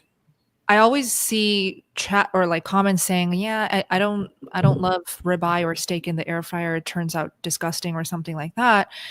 My tip, though, if you haven't tried it, guys, is to preheat your air fryer. It really does make a pretty big difference. It does. Yeah. It does. And honestly, the air fryers that are air fryer / grills combos, instead of just the basket air fryers, they still do both. Both of them do great, but the double preheat on the Ninja air fryers with the steel cast iron grill grate on it, that holds the heat, and it really helps sear the heck out of it. And so and they're super affordable. They're super cheap. And so you'll get an amazing steak off of those. And I forgot the last thing I'd put on there. I've been taking bacon and I've been wrapping it around a chopstick and making a bacon pinwheel. And then I set them up in my air fryer, all in bacon pinwheels, and I air fry bacon that way. Those are delicious. Those are like, Wow. they're dangerous because they're like ridiculously snackable because they're all in a tight little deal, Oh my gosh. Yeah, those work So really cool. good. So cool. All right. Hey, Doug. He says a low thyroid test. Will iodine help, and how many drops? I don't know if it would help, but that's a Phil question for sure. I mean, it helped me, but I don't know if that's for everybody or not. Well, it really depends if you have Hashimoto's or not. So with Hashimoto's, you've got to be very cautious with iodine replacement because you can make the Hashimoto's flare.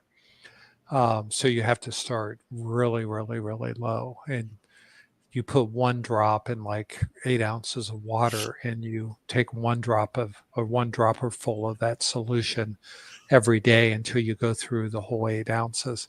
And then you go up to 1 drop a day, and you go up by 1 drop a week until you get up to 10 drops a day.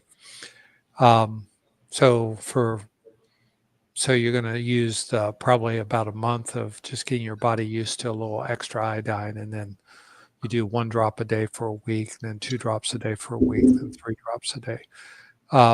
If you don't have Hashimoto's, meaning you don't have antibodies, then you can start with 1 drop a day, and you can literally double it every week. So go 1 drop, 2 drops, 4 drops, 8 drops, and then up to 10 drops.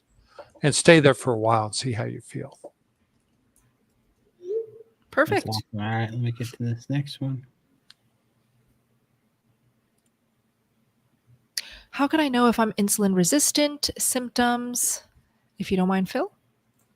Yeah, so high fasting blood sugar, greater than 110, high triglycerides, a high insulin level, fasting insulin level. Those would be the 3 most common. But metabolic syndrome, you may want to look that up. There are 5 markers for that: low HDL cholesterol, waist size more than 40 inches in a female, 42 inches in a male, BMI greater than 30. Those would all be signs very highly suspicious for insulin resistance.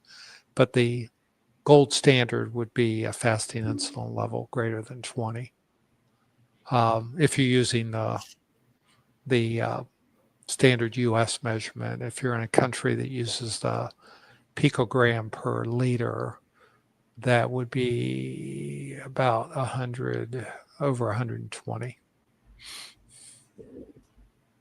Perfect. That's awesome. Okay. Always be kind. At night, my face flushes and my feet turns beet red and is so painful it keeps me awake. I'm about 3 months carnivore. That's funny. That's the second time we've heard this week. I wonder if it's the same person. Yeah, that's true. To me, this sounds like a histamine reaction to me. But when people take niacin in medicinal doses, which is a B vitamin, they get flushing as well. That sounds just like this. So anyway, I would think that the first thing I would try is trying to reduce histamine in my diet. And you can do that by a couple things. One, you could take an antihistamine to see if it helps. Number 2, don't eat aged meats. Number 3, get an air fryer and cook your steaks from frozen.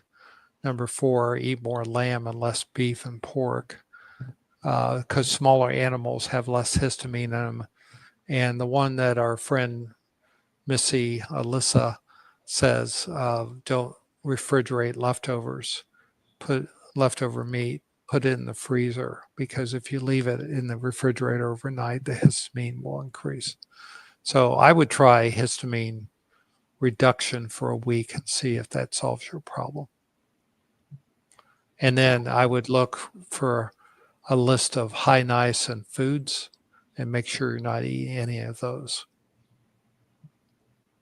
All right. Why iodine from Love of God? What symptoms? How do you know you need it? This is not for me. Todd? Yeah, I was curious. I how do you know you need it? I don't even know, to be honest with you. I just tried it because I watched a video and I was curious if I still had a low functioning thyroid, because I just had symptoms of that. And one of the things, I don't know if you guys remember, but you guys here, but I used to always get a hoarse throat, and I was always, if I talked very long, I would get a real hoarse, gravelly throat. And I looked up what that was about, and a bunch of people said it could be the beginning of a goiter, and they said it could be from an iodine deficiency. And that's why I kept doing it, because my throat was bothering me. And that was what got me to do it. But I don't know what all the symptoms of iodine deficiency are that would be separate or then like thyroid issues. That was what I was looking at. How about what are those symptoms, Phil?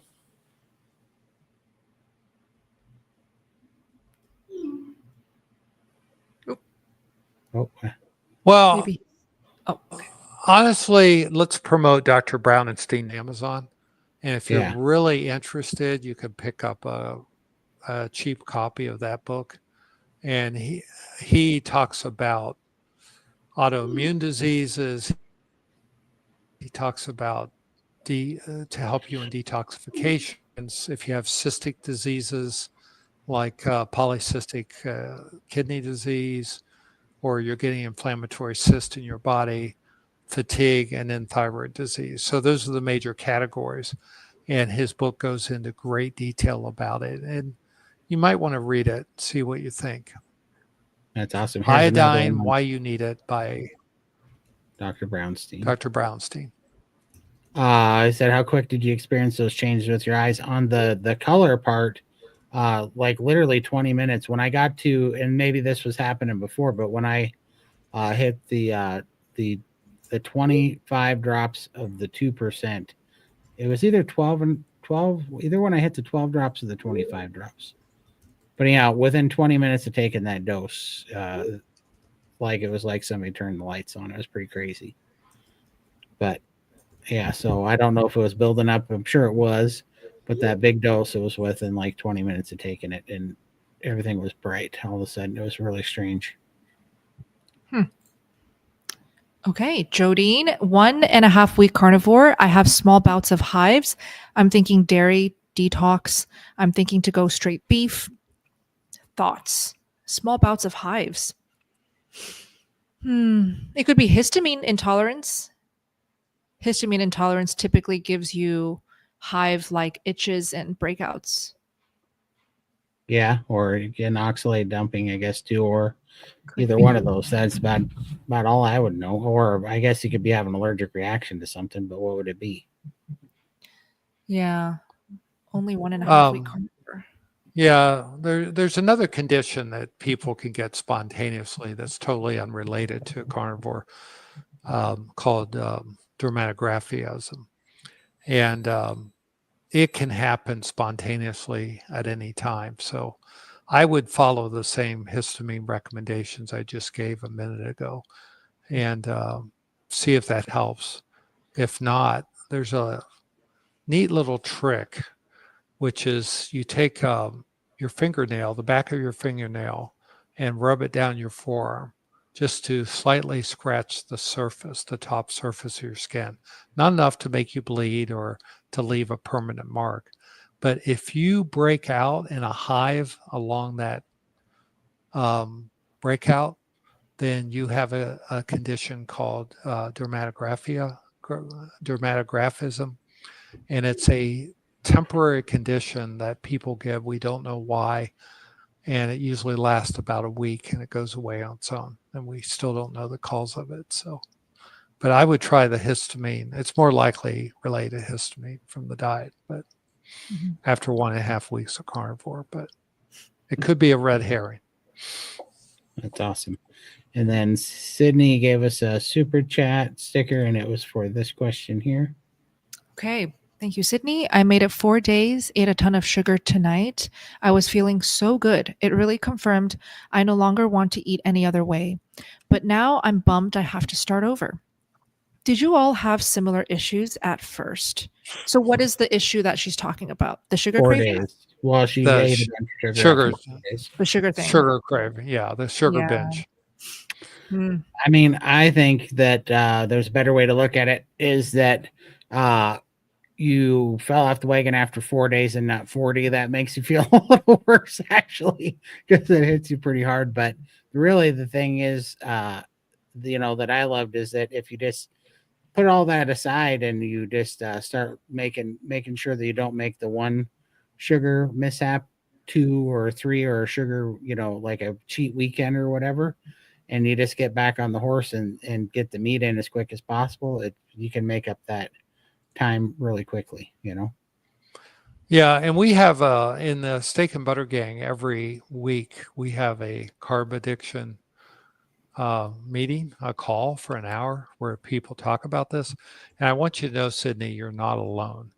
This happens to, I would say, 50% of people that go carnivore. They have bouts like this, and it's very difficult and really helpful to be in community so that you don't beat yourself up. You just kind of learn from it and move forward, and just find out what your triggers are.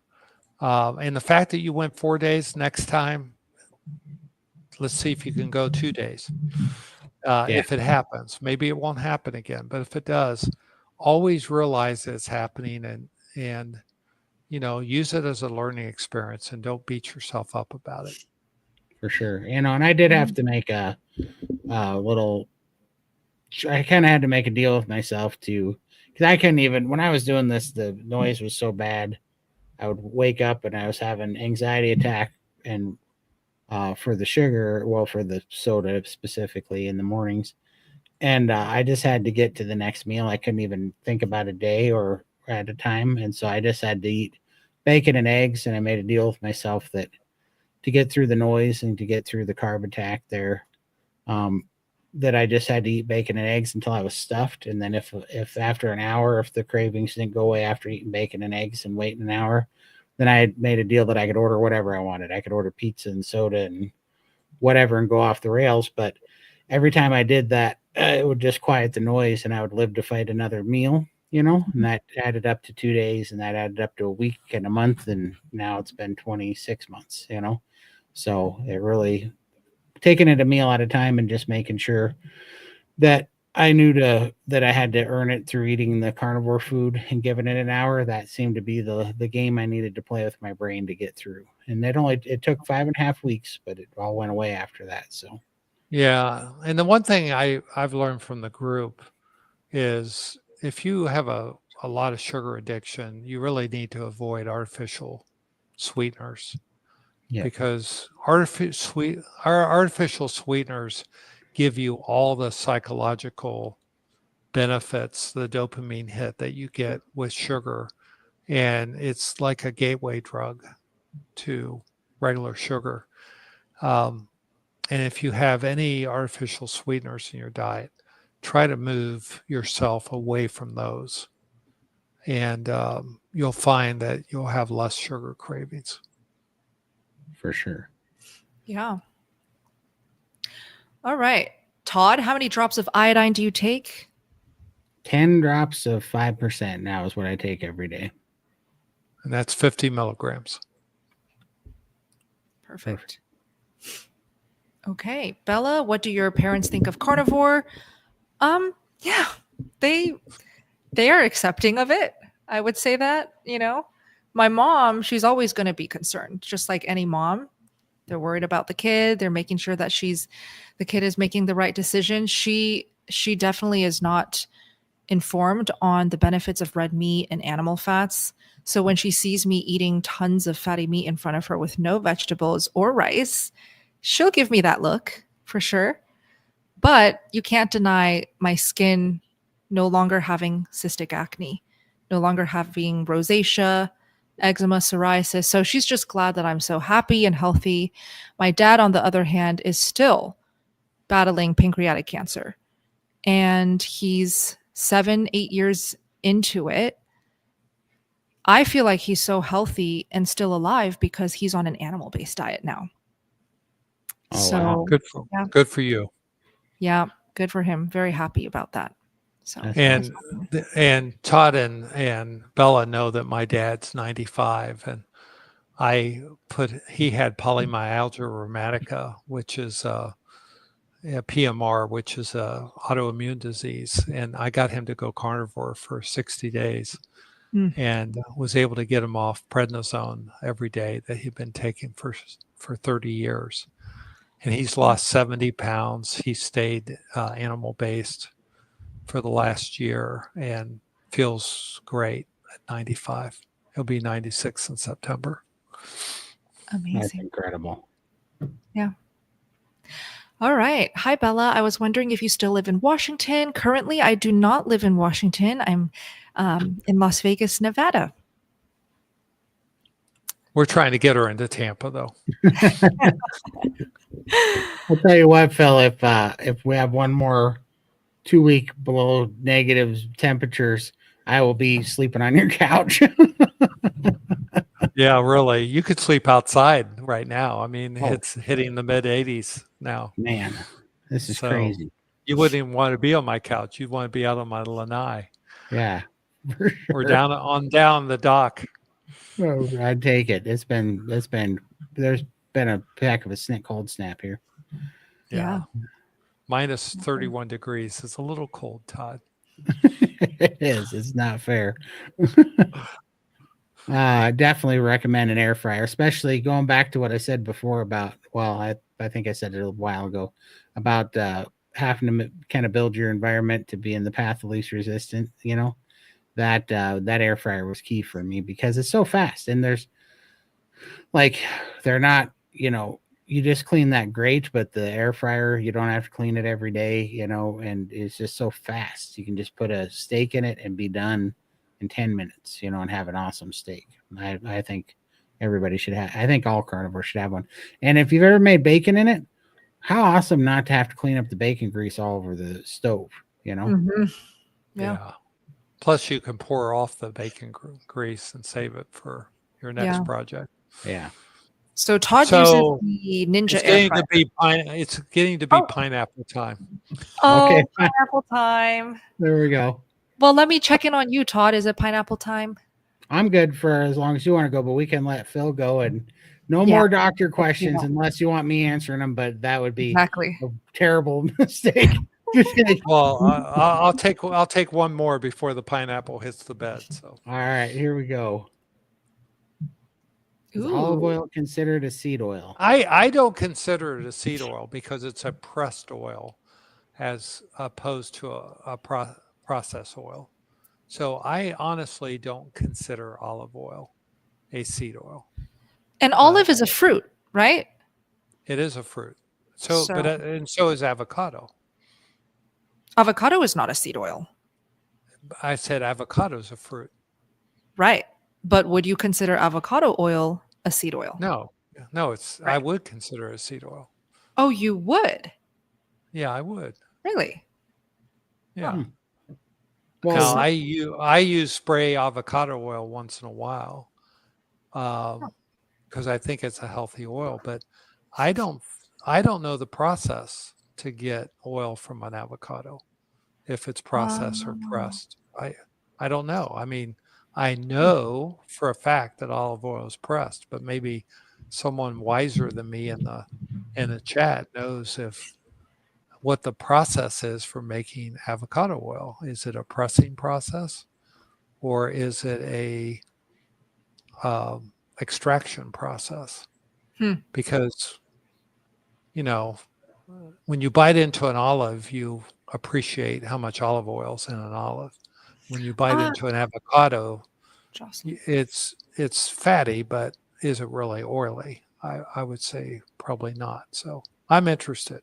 Well, we are getting feedback as you speak. Jocelyn says the process is using the fruit part of the avocado, not the seed. Well, of course, it's the fruit part. I mean, but seed oil, I'm talking about not from the seed of the avocado. I'm talking about being a highly processed oil where they have to extract it, cook it, adulterate it, which olive oil, they just literally press it. That's all they do to it. So I just don't know. I've never seen avocado oil produced. Got it. Yeah. So I don't know. But I know, the avocado seed is actually the avocado stone. So that you wouldn't press that because most stones are toxic to the human body. So so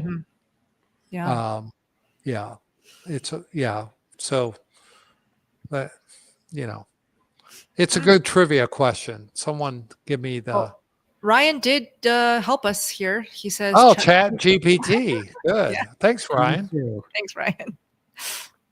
It can be pressed or processed. So there we go.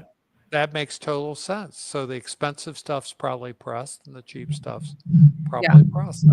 So the answer is literally yes and no. Yeah, that's right. Yeah.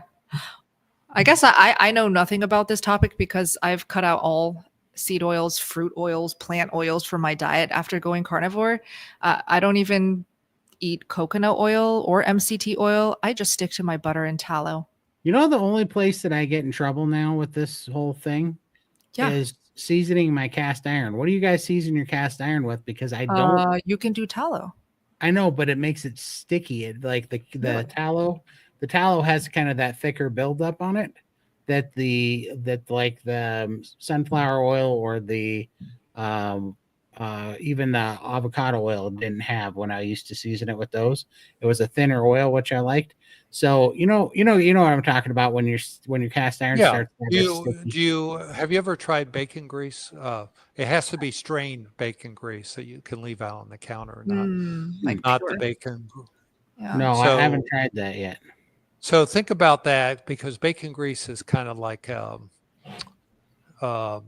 you can rub it in really well. Okay, maybe I'll try that next, because I tried the tallow and I don't mind it. It's not terrible, but it just doesn't. It's a little bit too thick and sticky. Yeah, I agree with you. So try strained bacon grease. Okay. Nice. And I don't always strain my bacon grease, but I do keep a little bacon grease back for seasoning my cast iron. Yeah, I'll definitely have to try that next time then, because the towel's not doing the trick. So Okay, well, it's been a pleasure being with you guys tonight. Thanks so much. 3 hours and 20 minutes. So thank you, Phil. when I wake up in the morning about 7 a.m. Eastern time, We'll I'll still check be and see on. if you guys are still talking. Come back, Phil. Come say hi to us. See We ya. can do morning Bye. coffee. See you, Phil. Thank you. Thank you. Bye. Bye. Bravo to Phil. It's awesome. Yes, All right. we love Dr. Phil. All right. And Todd, I know this is probably going to be our record longest live stream, but you feel free to let me know. On here, I think ours on 700 plus. I think our record was almost 6 hours. We did. Stop it, really? Yeah, we went for it. People were just asking questions, and we were BSing, and we went for like 5 hours and 57 minutes or something. So generous. We I just love went it. for it. But, Yeah. all right. Well, let's keep going. Let's keep going. I love it. Karen, how is having cream in my coffee different than butter, since butter is made from cream? So butter doesn't have nearly as much lactose as cream. So I know it can be confusing when you first enter the carnivore community. There is actually quite a lot of nuance as you learn. Butter typically is seen as not a problematic dairy product. Yeah. So Todd is nodding. He can eat butter now, but he did have a phase where he couldn't. It's so personal. I never had issue with butter, but since butter is a pure fat, it makes it less problematic than cream. Cream, you'll notice when you drink it or eat it, you can really overeat cream because it's so palatable. There is sugar, there's lactose, there's carbs in cream. And casing. That's that casing. casing, and there's also casomorphine in it. The casomorphine actually blows up your dopamine center of your brain too. So I mean, because it really does filter all that stuff out. You get, when you just have butter, especially ghee, clarified butter, but even butter, most of the dairy proteins are pulled out of it, and the casing and the casomorphine and the lactose, which is dairy sugar, that all gets pulled out of there. Yep, exactly. Who here puts butter in their coffee? Would love to know. Butter is it's going to give you less problems than cream, because cream is it's going to taste so sweet in your coffee, and then you're going to overdrink the coffee, then dampen your hunger, and that could lead to a whole host of issues. Okay. For sure. Hi, Castori. Beginner carnivore, how to digest fat better. Any tips? I'm getting a little bloated. If you're new here, you may have missed our like go-to tip, which is don't eat melted fats, don't eat it rendered, don't eat it melted, hot, liquid form at all. Swap it all for solid, cold fats. So think a stick of cold butter, or think a jar of cold tallow. What do you eat for fat? Yeah, for sure. So whipped tallow cold with I personally like the hot sauce in it, because I also think the vinegar based hot sauces like Tabasco, because it has vinegar in it, and that also helps emulsify fats, which makes it a little bit easier to digest, because that's why, like, you see people use vinegar as a grease cutter on your counters or whatever, or your skillets and stuff to clean grease. It's because it breaks down fat, and so it helps you actually break it down, emulsify it better too. So I like that. I think for a while there, that's why I was craving vinegar whenever I was having the stews that I was making, because the stews had a lot of rendered fat in it. And I think my body knew that I wanted vinegar to help digest that. Through that process, it really helped quite a bit. And then, just laying off of the hot rendered fat in large quantities and going to cold fat. So now I started adding, like, for instance, we make hamburger, don't drink the greasy hamburger juice in the bottom of the pan. Take the hamburger out, let it drain, and then go get some whipped tallow and add some cold whipped tallow to some room temperature hamburger is a better option. And dip your steak in some whipped tallow is a better option. That of the refrigerator, that's going to help you a lot more. Exactly. Perfect. Perfect. LM. Any caution to drinking bone broth? A very reliable YouTuber doctor claims there is a risk of lead contaminants. Always thought it was so healthy, frustrated with mixed messages. Look, I have seen carnivores of 10 plus, 15 plus years who still enjoy their bone broth. So I don't know if I would buy into those scare tactics unless like 90% of your diet is just downing bone broth. Did you know you can also make your own bone broth so that you can ensure the quality of the bone broth? It's actually so easy. So what I do is just do pasture-raised chicken wings, put it in the Instant Pot, pressure cook for 45 minutes, and I drink that bone broth. What are your thoughts, Todd, on lead? I can only worry about so many things in a day. And that one is not on my, I just get so sick of it because everybody's like, do you cook on that because of the off gassing and the whatever. And then you don't eat that because the one person said that something.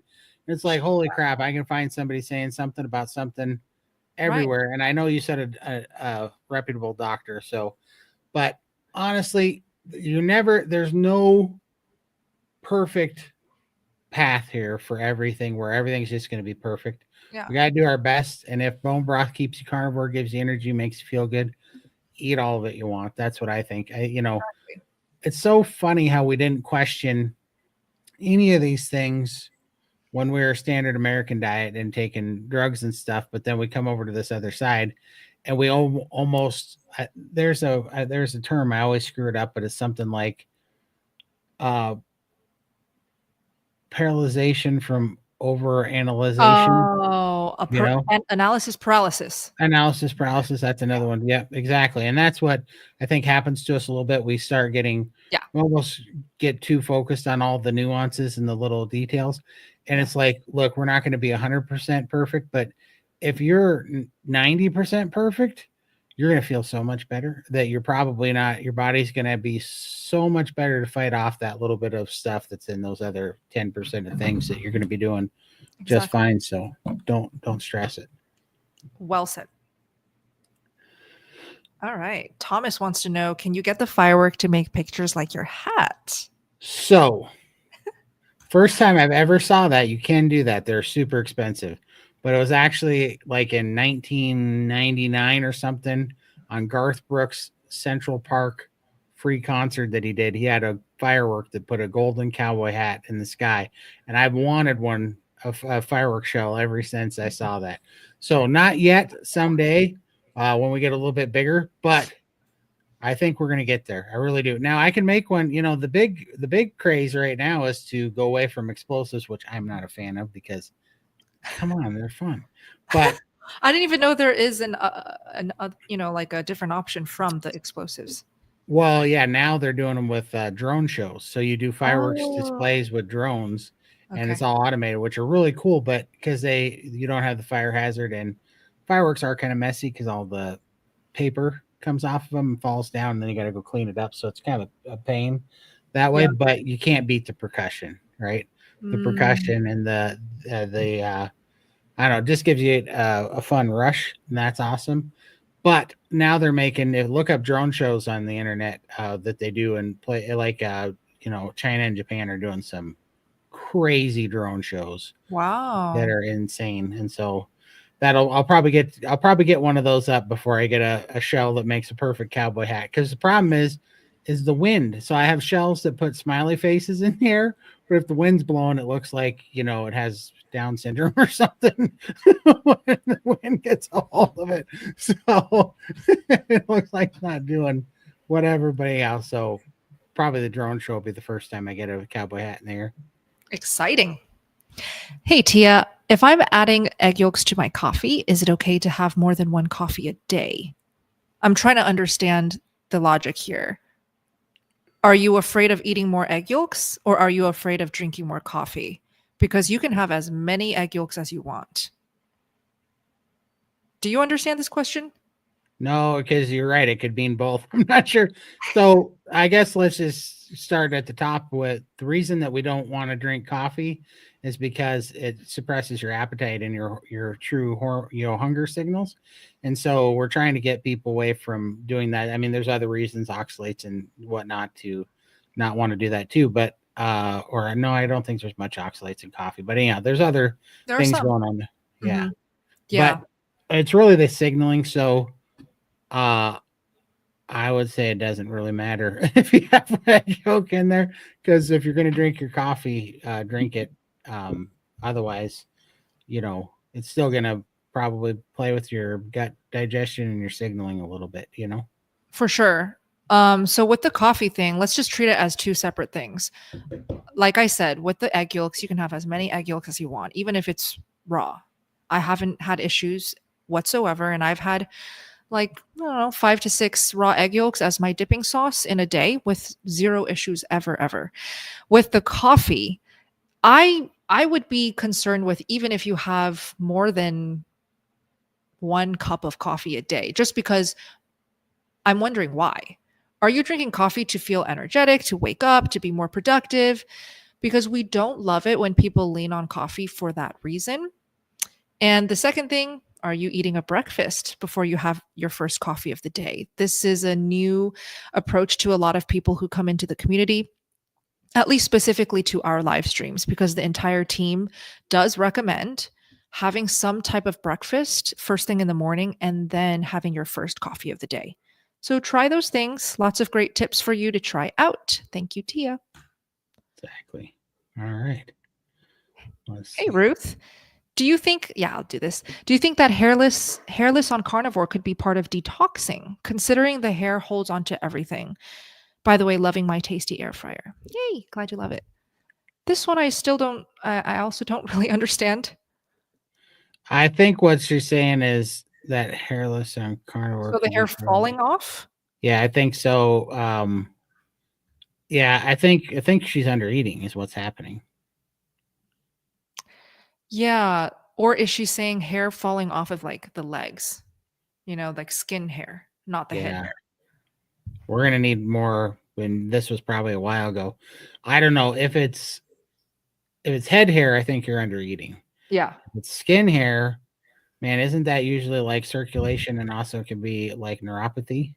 It could also be thyroid, like when your eyebrow hairs fell off. That's true. Right? Too. Yeah. So this is quite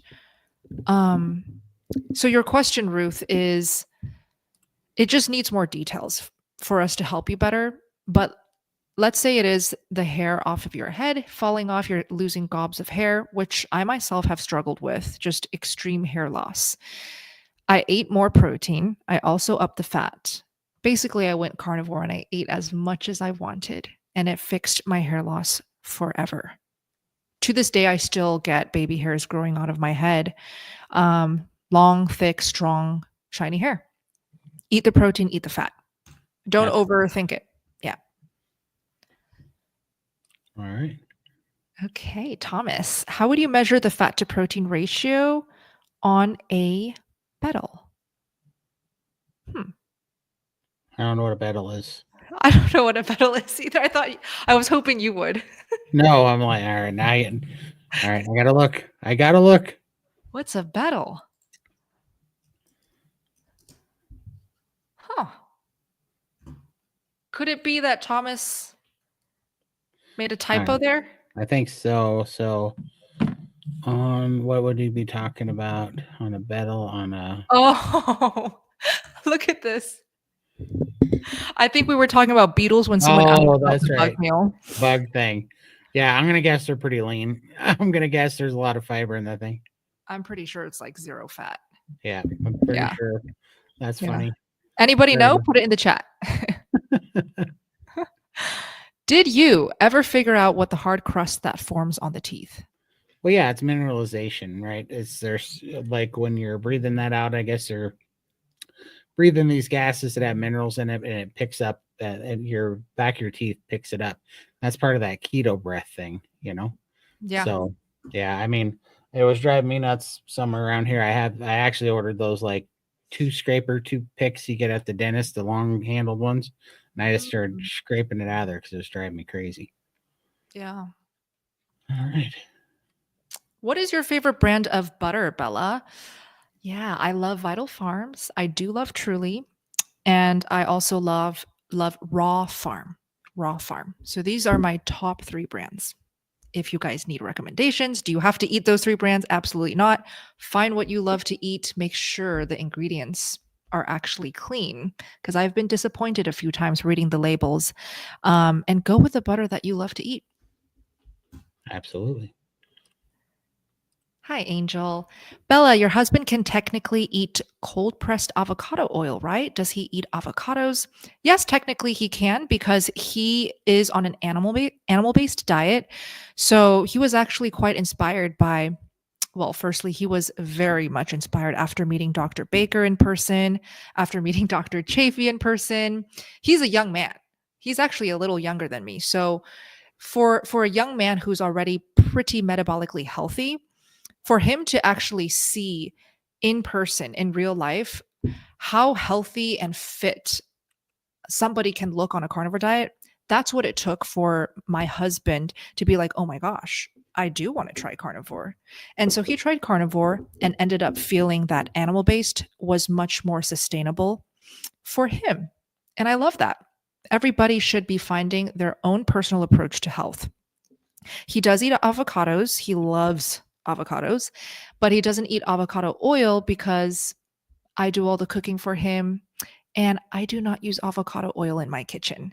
I use butter, ghee, and tallow. Here's one for you. Hi, Ben. Good to see you here. Is Steak and Butter Guy chilling on the couch? He's chilling on the couch in China, not here in Las Vegas. He's in China. Boy, when he gets in the doghouse, he really gets in the doghouse. What does that mean? Well, that's where some wives will send their husband to like the living room to sleep on the couch. You send him to China. Oh my god. Good one. He's in China though for family. So that's why we're not having our Valentine's Day date night. Not that I really care for one, because for me, date night is every night whenever I have free time with my husband. I don't need special chocolates and flowers and date nights. He's in China. You don't want to celebrate with the big food pagan holiday rituals. We're eating at home. For sure. Yep. Hey, what are you guys all doing for Valentine's Day? Like, how are you guys celebrating? Anybody if watching this live stream not celebrating Valentine's would love to know that too. Thomas, wouldn't butter melt in my hot coffee, causing it to become a rendered fat? Absolutely. That is exactly what would happen. So that's why some people do get the runs and loose stools by doing the butter melted in hot coffee. So again, experiment, play around, see what works for you. Maybe butter and coffee's not going to work for you. Instead, you can drink coffee with a side of cold butter. For sure. Absolutely. Yeah. Emma, what does lots of cream cheese do? I'm very thin, wondering if this would help with some weight. What do you think? For sure. Cream cheese opens up your appetite because it's got casing in it, casomorphine, which is hyper palatable, and it gives you more of an appetite. So you can start putting more food down. It's a really good bridge to priming and nourishing yourself until your appetite opens up normally, for sure. And you can definitely put on weight on carnivore for sure. We see, I mean, look at Rebecca Heichman. So yeah, you're in good company with that. Did Rebecca use a bunch of dairy to put weight on? That'd be so. Actually, I think Rebecca very much heavily relied on Billy Doe meats, which is how I found Billy Doe meats. And so the special thing about Billy Doe is it's all non-aged meat. So we see a lot of carnivores trying to heal autoimmune who are deeply histamine intolerant, thrive on non-aged meats. And I recommend Billy Doe for those who are histamine intolerant all the time, but I'm sure there are other farms you can order from. She ate literally just lamb, beef, non-aged, and as much as she needed, healed, and then eventually did gain the healthy weight she needed. That's awesome. Yeah. Yeah. So definitely, I think the dairy could definitely help you, but definitely give you an appetite, and then the good meats will definitely put some weight on you too. Oh yeah, for sure. Ooh, Todd, I think I sent you an email or two. Okay. I will check it out when I get off here. And you're not going to believe this, but this is our last question. I feel like we just got to the end of Zelda. I feel like we've been playing Zelda for like a week straight. We just beat the game. Well, it took 3 hours and 40 minutes, and we didn't ask for questions 2 hours and 59 minutes ago. Exactly. Just so you know. Just so you know. It's a holiday, so yeah, we cheated a little bit. We kind of rigged the game, but I'm gonna call this a win. We did it, Todd. Good job. Yes. All right. Well, Jocelyn, you have the honors to be our last question. I mean, I already see new questions coming in, by the way, but oh boy, I did it. Do people drink coffee when fasting? I honestly don't know. Never tried fasting before. Oh, how exciting, Jocelyn. Nice. Yeah. I mean, some people not in the immediate carnivore space that I'm in say that you can, but I don't, and I don't think it's a good idea at all, in my opinion. Likewise, I also agree, because when I did the fasting training with Coach Raymond, who I'm biased, but I recommend Raymond to really properly learn fasting from, because he literally has reaped amazing results by mastering the art of feasting and fasting. And he teaches so many carnivores to also do it with ease. And he doesn't recommend coffee at all. He's quite a stickler for no coffee, especially if you're trying to master feasting fasting. But he lets a lot of our members get away with it if you at least start your day off with a proper meal and then you drink your coffee. Now, with fasting, do you know Raymond's latest recommendations on coffee and fasting? Yeah, I mean, he tells you not to drink it too. Yeah, not He's not pretty when you're strict. fasting. Yeah, exactly. Sure. I think this is our new last question. Oh, hi, Angel. Am I animal-based if I drink coffee and eat things like sea moss, ginger, black peppercorn, and Chinese medicine like jujubes? Ooh, I know a lot about jujubes. That was a big part of my upbringing. Jujube has quite a lot of sugar in it. Okay, so typically I wouldn't consider like carnivore with lots of sea moss, ginger, and jujubes to be carnivore. But everybody these days has, a different definition of carnivore. Help me out, everyone in the live stream. What do you guys think of this? And also, does it even matter, Angel? It's okay if you are having coffee, your jujubes, and mostly doing carnivore and feeling great. Like, that's really what we're after. And look, I see a lot of people who like to pick on things like, oh, your husband, especially on my husband. Oh, your husband doesn't eat full carnivore. You should do better and make him go full carnivore. Like, come on. Let's be better as a community and not have to say those things. It's just so unnecessary. An Angel? Aw. Hold on here. Where'd it go? Meet Ryan. Oh my gosh. Oh, are we really going to be a matchmaker tonight? Oh my God. I think on Valentine's Day, we are hooking them up. Wait, so, put it up again. So Angel, she's tall. She's 6 foot, tall. 6 foot, 130 pounds. Oh my gosh. Are you a model, Angel? There you go. And Ryan says he's got you on the steak game over here. Oh my gosh. You guys need to meet up. Please connect. For sure. And we know Ryan. Ryan's an awesome dude. You know Ryan. Yeah, Ryan is the awesome. Best. Very handsome. Yeah. For sure. Oh my God. Angel actually is a model. Oh. There you go. Wait, Angel, talk to Ryan. Seriously, Ryan's an awesome dude. You guys had hit it off. Yeah. Oh, Angel's blushing. Wait, Angel, share your age. And Ryan, how young is Ryan again? He's young. Oh, Ryan, whatever. Ryan, I feel like Ryan is 37. Yeah, he looks like he's 30. Yeah. Oh, yes. Briar is saying carnivore wedding. Oh, I love this. There you go. You guys are. He's 37. Oh, I nailed it. I thought he said that today or yesterday or something. Well, that's awesome. There you go. How old was Angel? Yeah, let's wait. Oh, Angel's 19. Well, it could work. It could work. Ryan's youthful. Let me tell you, Ryan's seriously youthful. So. Oh my gosh. Yeah, Angel's a baby. Wow. Wow. Wait. Oh, Ryan is so sweet. He's saying you can do better, Angel. Not true. Oh, Angel still wants that steak, Ryan. There you go. Look, I have to say, nothing gets me more excited when I see community members connect in the chat. Okay, let me put this down here.